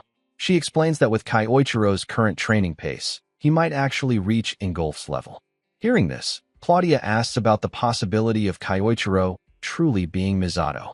Sayuki answers that the probability is very high. Lady Claudia smiles, ending the call with clear satisfaction. She remarks that everything is unfolding exactly as she expected. Things are about to become very interesting, she says, and adds that all events are moving in perfect alignment with the Lord's prediction. The scene returns to the dungeon, where Kyoichiro stands confidently. After weeks of intense training, he finally declares that his technique is complete. With renewed determination, he tells himself that this time, without question, he will manage to land a decisive blow on Ingolf. The story then shifts to Iwako's office. Iwako is buried in paperwork when his phone suddenly rings. He picks it up, and to his surprise, the caller is Ingolf himself. Startled, Iwako immediately asks if something is wrong. Ingolf calmly replies that there is something he wants to confirm, a question regarding a particular student named Ase Kyoichiro. Hearing this, Iwako freezes in shock. The very last thing he expected was for Ingolf to bring up Kyoichiro. After a short conversation, Ingolf ends the call, saying that he simply wanted that information. Left alone, Iwako leans back in his chair, rattled. He mutters to himself in disbelief, wondering why Ingolf suddenly became curious about Ase Kyoichiro's past. But he cannot tell Ingolf the truth, that Kyoichiro is actually Misato. If Iwako ever revealed that secret, he is certain the consequences would be fatal for him. The scene transitions to Ingolf, who has also been thinking deeply. He realizes that Iwako is hiding something significant, yet he cannot find any solid evidence to confirm his suspicions. As he gets ready to leave his room, he suddenly notices a letter lying on the floor, as if someone quietly slipped it under the door. Confused, he picks it up, wondering who could have delivered it so mysteriously. When he opens the letter and reads its contents, a surge of anger rises within him. His expression hardens as he mutters that this must be the confirmation he needed all along. The story then shifts into a memory from the past. Ingolf apologizes to Misato for what happened earlier that day. Misato simply replies that it is fine. Since Ingolf's home was being threatened, of course Misato would lend his support. Yet Ingolf asks if Misato is truly certain about his decision. Conquering the dungeon requested by the nation would have brought far more prestige and reward. Misato dismisses the thought, saying that the influential leaders merely want to flaunt their power, and he would rather assist the people who genuinely need help. Hearing this, Ingolf smiles, thinking that Misato is truly kind-hearted. The two gaze out at the peaceful village below. Misato comments on how pleasant the place is, and Ingolf explains that this area is called Keld's Hill, the best spot around to watch the sunset. Misato nods, saying he can tell how much Ingolf cherishes it. Inspired, Ingolf admits that he wants to become stronger, not only for his village, but because there are many other places suffering from dungeon outbreaks. Misato responds with enthusiasm, saying that he will team up with Ingolf. Standing up, Misato adds that he has decided to train Ingolf here during his stay in the country. Overjoyed, Ingolf readily agrees. Returning to the present, Ingolf stands alone near a window, remembering those days when he and Misato would meet at the hill, pushing each other to new limits whenever they found time. But those memories are tainted, because Misato was the one who later devastated Ingolf's hometown. With a conflicted expression, Ingolf decides that he will not involve Nathaniel, Claudia, or the other pentagram saints. This is a burden he must shoulder alone. He will be the one to confront Kyoichiro. Back at the academy, Kyoichiro walks down a quiet corridor.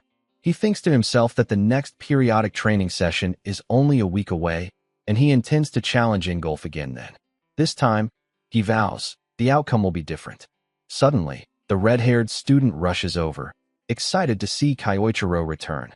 Kyoichiro asks what the hurry is, and the student explains that the headmaster instructed him to deliver a letter. Kyoichiro opens the letter and instantly stops in his tracks.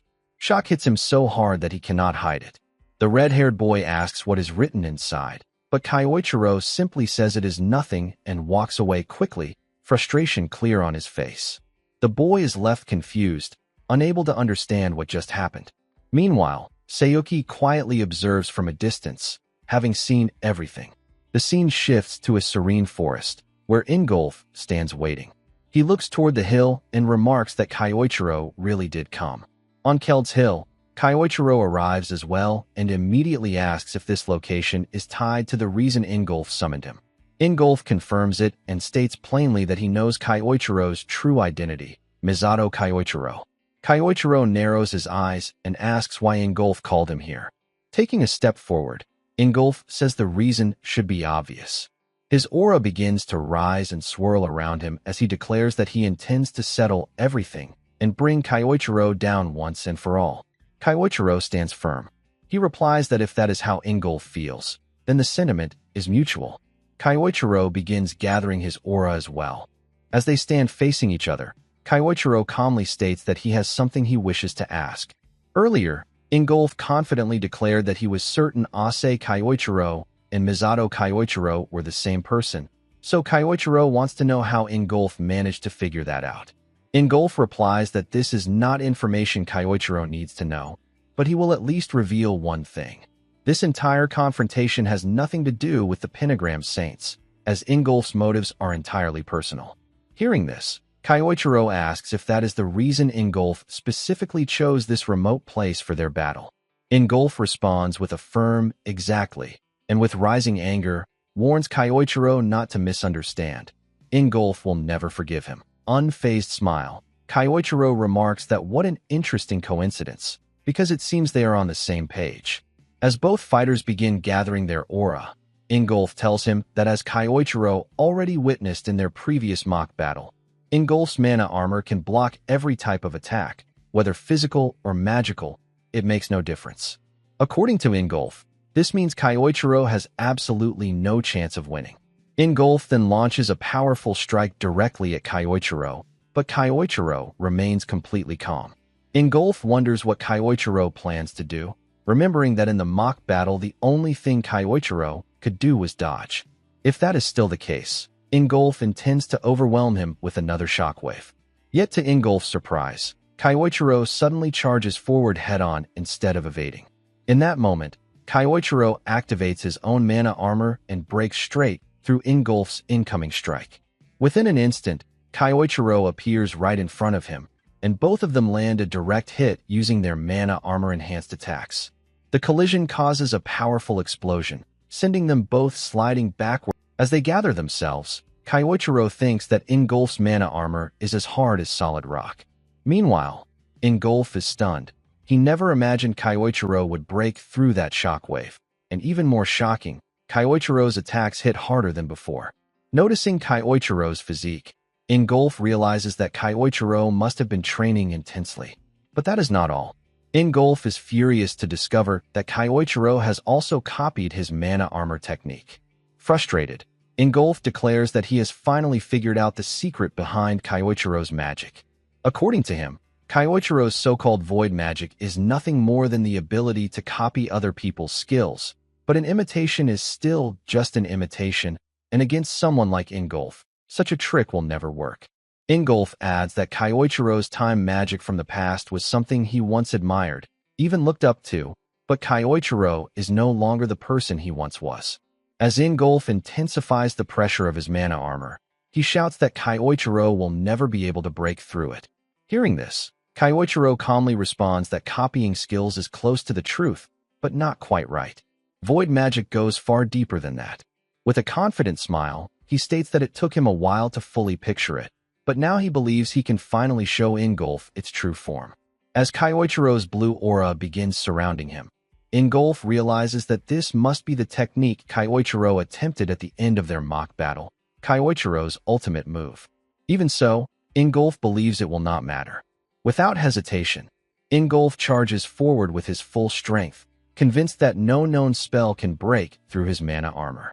As he comes right in front of Kyoichiro and prepares to strike, Kyoichiro activates his void magic at the exact moment Ingolf raises his arm. Suddenly, out of nowhere, Kyoichiro's strike lands cleanly on Ingolf, shattering his mana armor and injuring his right arm. Ingolf is completely shocked. He cannot believe Kyoichiro managed to damage him, let alone break through mana armor that no one has ever been able to destroy. Stunned, he struggles to accept what just happened. Kyoichiro calmly tells him that he already explained. Void magic is not simply about copying. Then Ingolf sees that Kyoichiro is holding a massive flame sword. Furious and confused, he demands to know what that weapon is. Kyoichiro answers clearly. Creation through imagination. That is the true essence of void magic. And now, Ingolf will witness the real power of void magic for himself. Ingolf, clearly surprised, asks if Kyoichiro really said that this is magic born from imagination, meaning that Kyoichiro personally created that flaming sword himself. Kyoichiro replies that this is exactly the case. He explains that the sword is a custom-made spell designed specifically to defeat Ingolf's mana armor. In short, it does not exist anywhere else, because it is Kyoichiro's original magic. Hearing this, Ingolf becomes frustrated and wonders how that sword could possibly break through his mana armor. Kyoichiro remarks that Ingolf looks confused and points out that Ingolf previously claimed his mana armor could block every attack, but that is not actually true. Ingolf is stunned by this statement and tells Kyoichiro to stop talking nonsense, insisting that his mana barrier is impenetrable. Keiichiro responds that this is not correct because of the special attribute of Ingolf's magic, which converts mana into metal, giving it a metal-based property. Confused, Ingolf asks how Keiichiro even knows about that. Keiichiro tells him not to be ridiculous, since he already used that very property against Ingolf just moments ago. Ingolf then realizes that this was exactly what Keiichiro did earlier. Keiichiro further explains that if he can reproduce the effect, then it means he understands how it works. No matter how tough metal is, it is not invincible. That is why Keiichiro created something specifically to counter it. An ultra-high temperature flame sword capable of breaking through metal defenses. Meanwhile, Ingolf thinks to himself that his armor has brushed off countless spells before, and yet Keiichiro managed to create this sword in such a short amount of time. With confidence, Keiichiro tells Ingolf to accept the truth that Ingolf can no longer stop his attacks. Angered, Ingolf tells Keiichiro not to underestimate him, saying that just because Keiichiro learned a new trick does not mean he has already won. Then Ingolf begins to release his aura, and in an instant, he appears right in front of Keiichiro with incredible speed, throwing a powerful punch meant to teach him a lesson. However, Keiichiro blocks the punch with his sword and immediately swings back, landing a solid strike on Ingolf and pushing him backward. Ingolf's right arm is injured by the counterattack. Frustrated, Ingolf thinks that this cannot be happening. Keiichiro calmly states that when Ingolf gets emotional, his movements become predictable. With a slight smirk, Keiichiro adds that Ingolf never truly got rid of his old habits. Enraged, Ingolf tells Keiichiro to stop talking and charges forward again. Seeing this, Keiichiro thinks that Ingolf is still going to keep coming straight at him. Keiichiro dodges the first strike, but Ingolf wastes no time and attacks again from the other side, launching a rapid barrage of punches. Keiichiro manages to block all of them with ease. Filled with anger, Ingolf finally sees what he believes is an opening and throws a full power strike at Keiichiro. Keiichiro realizes that he will not be able to block this attack directly, so he activates one of his stealth skills. Before Ingolf's strike can land, Keiichiro disappears, and the attack hits the ground instead, kicking up smoke and dust. Confused, Ingolf wonders where Keiichiro went, unable to see clearly through the smoke. At that moment, Keiichiro appears from the side and points his sword at Ingolf, telling him that he is lost.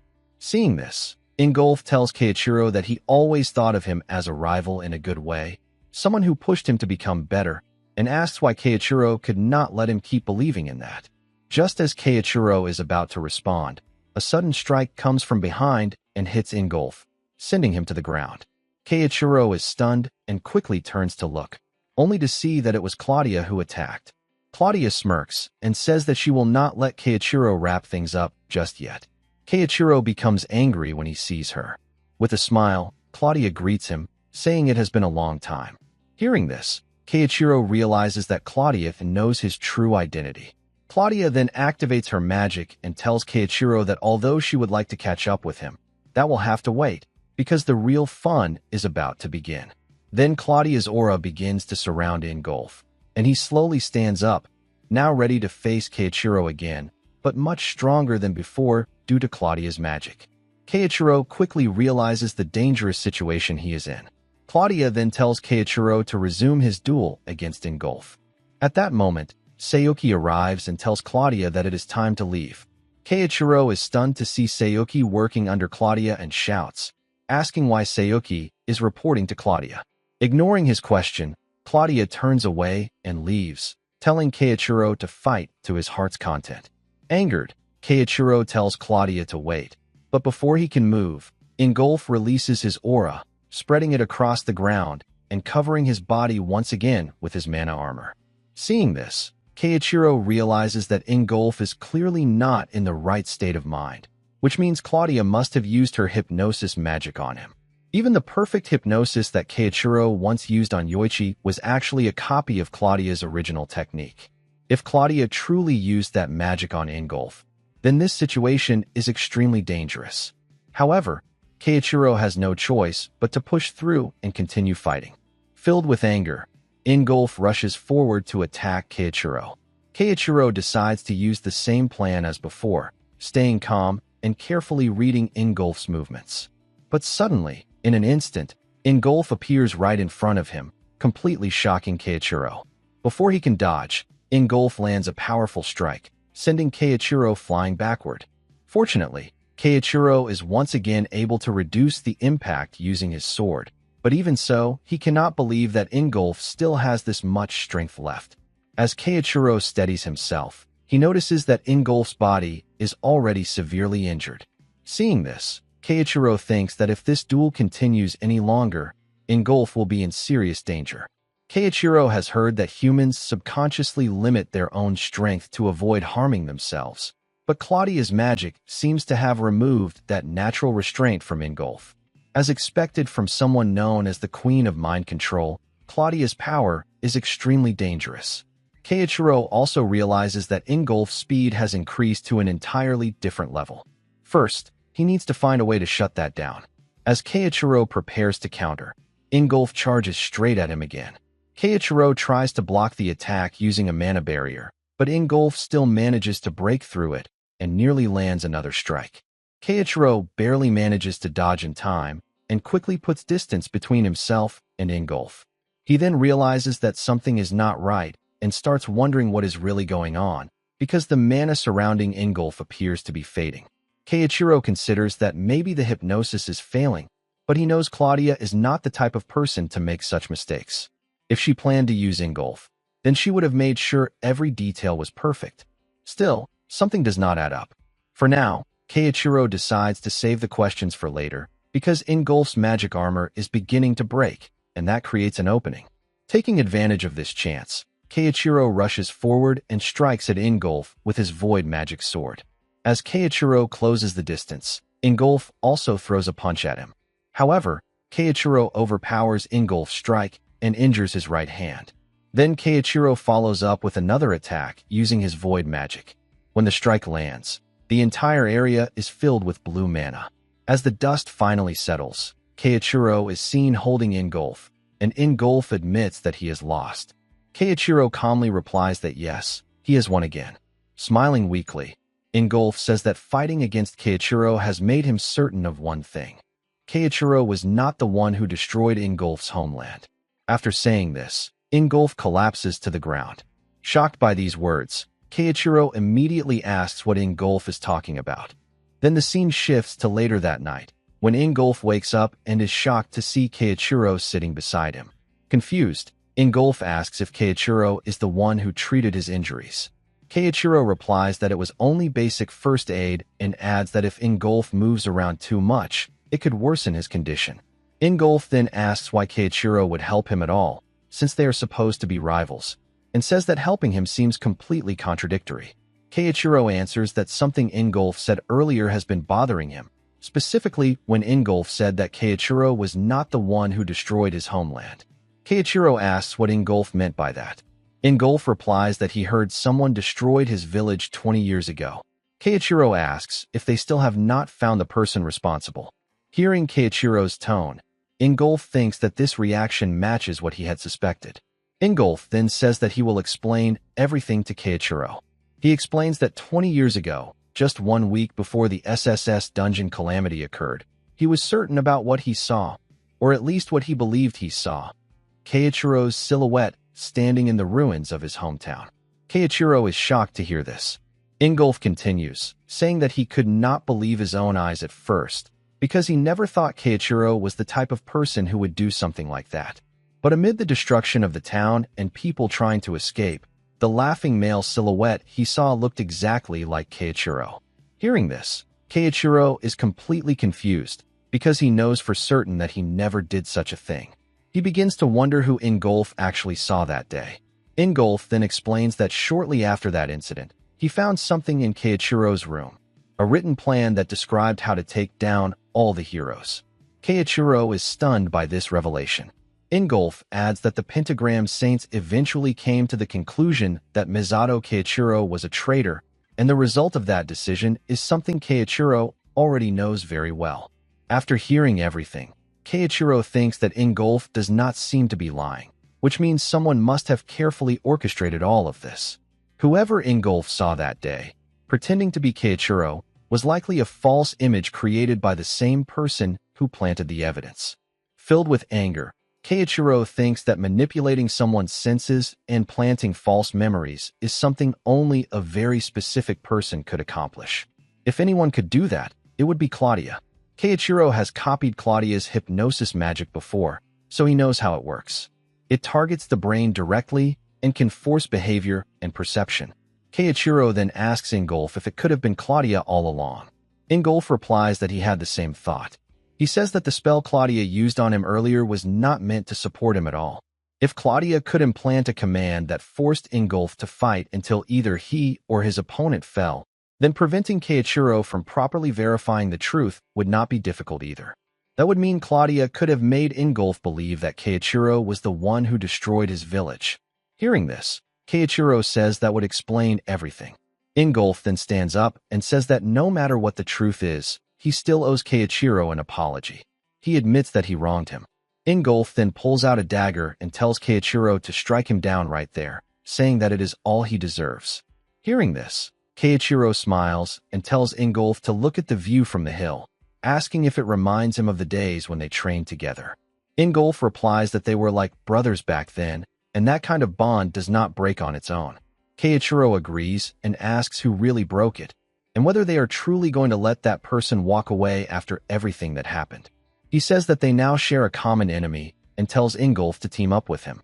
Ingolf is surprised by this, but Keiichiro tells him that Ingolf is not the type of person who would leave things unresolved.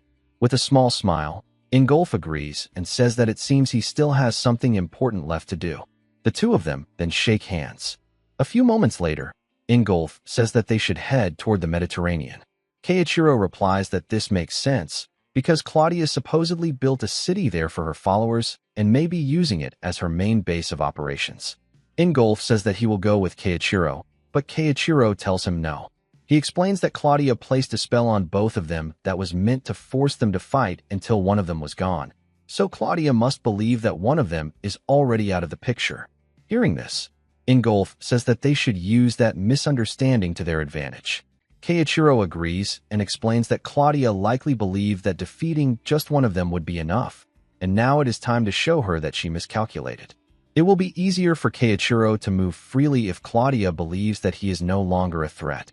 Keiichiro then tells Ingolf to continue operating as a pentagram saint, just as before, and to keep an eye on Nathaniel as well, whose movements seem suspicious. Keiichiro tells Ingolf that he will be counting on him. With a confident smile, Ingolf replies that he understands. Keiichiro then looks up at the sky and thinks that a lot has happened, but now the next step is finally clear. He will make Claudia regret manipulating Ingolf and framing him for crimes he never committed. Then the scene shifts to the next day, where we see Keiichiro traveling on a boat. Keiichiro thinks to himself that a lot of things have happened in Germany. He then reflects that Matteo was the same right until the very end, and that the whole situation with Ingolf was one unbelievable twist. Keiichiro never thought that he would end up on good terms with someone he had assumed had betrayed him.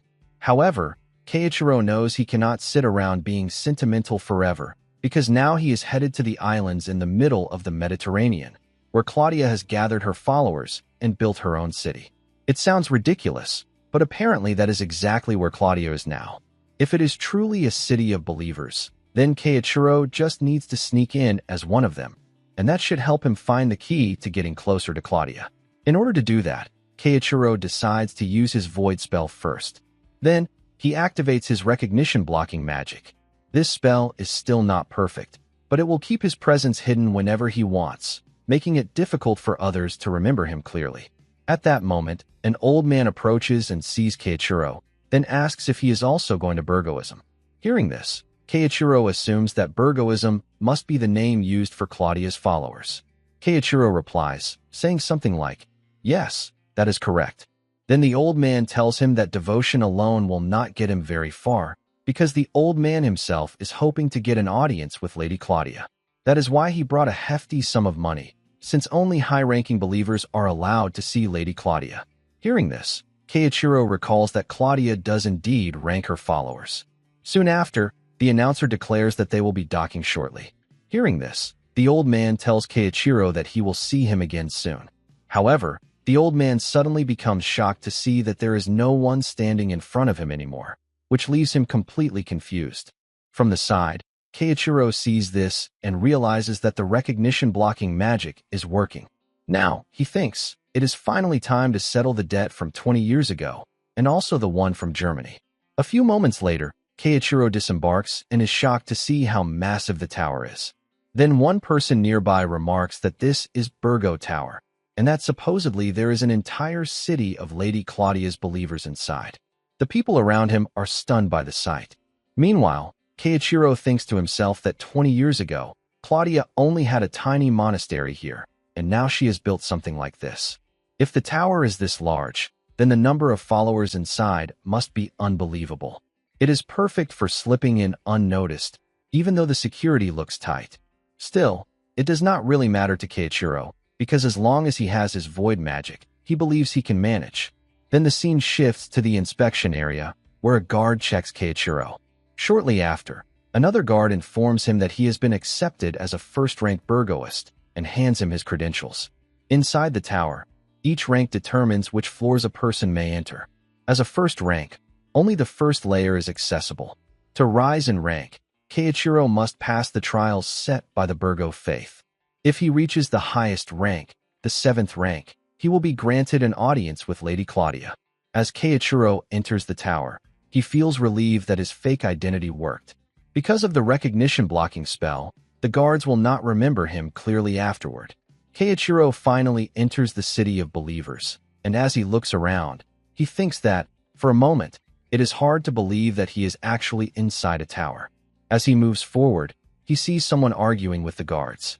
It is the same old man he met on the boat, and the guards are stopping him because he is not allowed to enter the 2nd layer, which is reserved for higher ranks only. Angered, the old man shouts that he does not care, ignores the guards, and rushes toward the 2nd layer anyway. But then a lightning-type spell activates, and he falls to the ground. Seeing this, Keiichiro realizes that brute force will not get him through this place. Since Claudia must be at the top, that means he has no choice but to climb the ranks first and clear whatever trials they throw at him. Keiichiro decides that he will climb this hierarchy from the very bottom, step by step. Then the scene shifts to another room, where a man hands Priest Samoa a list of the new believers who have just enrolled. Priest Samoa is told to choose today's trials. Hearing this, Priest Samoa, with a serious expression on his face, states that he will personally be the one to test these new believers again. The scene shifts to Keiichiro sitting on a bench. Keiichiro thinks that sneaking into the tower went smoothly, and that the next step is clearing whatever trials they throw at new believers so he can climb the ranks. At that moment, a bird flies down to Keiichiro carrying a letter. As Keiichiro opens the letter, it instructs him to proceed to the northern manor on the 1st floor. Seeing this, Keiichiro smiles and thinks that it is time for the grand unveiling of this trial. Whatever it is, Keiichiro is confident that he will overcome it. Then the scene shifts to where all the new believers have gathered, and Priest Samoa introduces himself, explaining that he is tasked with overseeing the first-rank disciples. Priest Samoa then asks why everyone came to this tower in the first place. He starts by asking a young girl. The girl replies that she wants to meet Lady Claudia and reach the top floor, because her village has recently been struck by an unknown illness, and even her grandmother is not doing well. That is why she is hoping that Lady Claudia might lend her power and help her village. Hearing this, Keiichiro thinks that this girl came all this way alone for the sake of her family and her village, which is truly admirable. However, some of the other new believers begin laughing and making fun of her outfit. Priest Samoa immediately asks if something is funny, and whether the two of them do not wish to seek an audience with Lady Claudia themselves. Nervously, the two believers reply that they do, and they apologize right away. Priest Samoa then explains that climbing this tower is no simple feat. He asks, 1 year and 90%. Does anyone know what these numbers mean? Then he explains that 1 year is the average time it takes for a first-rank believer to reach 2nd rank, and 90% is the percentage of people who are filtered out before they even leave the 1st floor. Many people come here chasing hope, but most end up discouraged and unable to continue. Still, Priest Samoa says that aiming high is a fine attitude, and he claims to support the ambitions of the new believers. Then he announces the first trial, explaining that there will be 3 challenges in total. The first is to go to the dungeon northeast of the island and defeat 500 monsters. Everyone is shocked when they hear this. Priest Samoa then explains further and shows them a stone, saying that the monsters there drop stones like these when they are defeated, and that the new believers must collect them as proof. There is no time limit, so they can take it slow and steady. That is all, and Priest Samoa says he expects good results from them. Everyone starts wondering how they will possibly defeat that many monsters, but the girl from earlier quietly leaves, clearly determined to take on the challenge. Seeing this, Keiichiro approaches the girl and says that he did not expect that. Hearing this, the girl recognizes Keiichiro from earlier and asks what he did not expect. Keiichiro explains that everyone else was completely shaken when they heard about the trial, but she did not even hesitate. The girl replies that of course she is scared, but for the sake of her village, she does not have a choice. Then she says that Keiichiro is also aiming for the top, and tells him that they should both do their best. Keiichiro replies that of course they will. Meanwhile, Keiichiro thinks to himself that there is something about this girl, but there is no point in digging into it right now. Then the scene shifts to later that day, where the old man is meeting with Priest Samoa and has already reached the second rank. The old man thanks the priest, and the priest replies that this is nothing and that he should think of it as divine providence. Happily, the old man proceeds to the second layer. Meanwhile, Priest Samoa, smiling to himself, thinks that he has raised the bar to impossible heights with outrageous trials so that no one can actually advance. Then, for those who are desperate enough, he approaches them privately, takes their money, and lets them advance to the second layer. Priest Samoa further remarks that the Northeast Dungeon has powerful monsters, and for the weak, it does not matter even if they take a year, because they will never make it. Those who cannot gather enough money may as well cling to their hopeless dreams until they eventually give up. Meanwhile, Keiichiro hears everything from the rooftop. Keiichiro remarks to himself that Priest Samoa is clearly acting like a villain, taking money from the rich and ignoring everyone else around him. Some disciples genuinely want an audience with Claudia out of pure faith, and Priest Samoa does not care about that at all, which truly angers Keiichiro. Then the scene shifts to the next day, where Keiichiro goes to meet Priest Samoa. Keiichiro informs the priest that he has brought back the mana stones from the dungeon. As Keiichiro shows the stones to him, Priest Samoa is stunned and finds it impossible to believe, since it has only been one day. With a nervous smile, Priest Samoa congratulates Keiichiro. However, Keiichiro then tells the priest that if he does not want people hearing his secrets, it would be best for him to keep his windows closed. Shocked by this, the priest wonders if Keiichiro overheard him the previous day. Filled with anger, Priest Samoa declares that this is his domain and that he will not let some upstart run wild here, and he promises that he will make sure to teach Keiichiro a lesson inside this tower.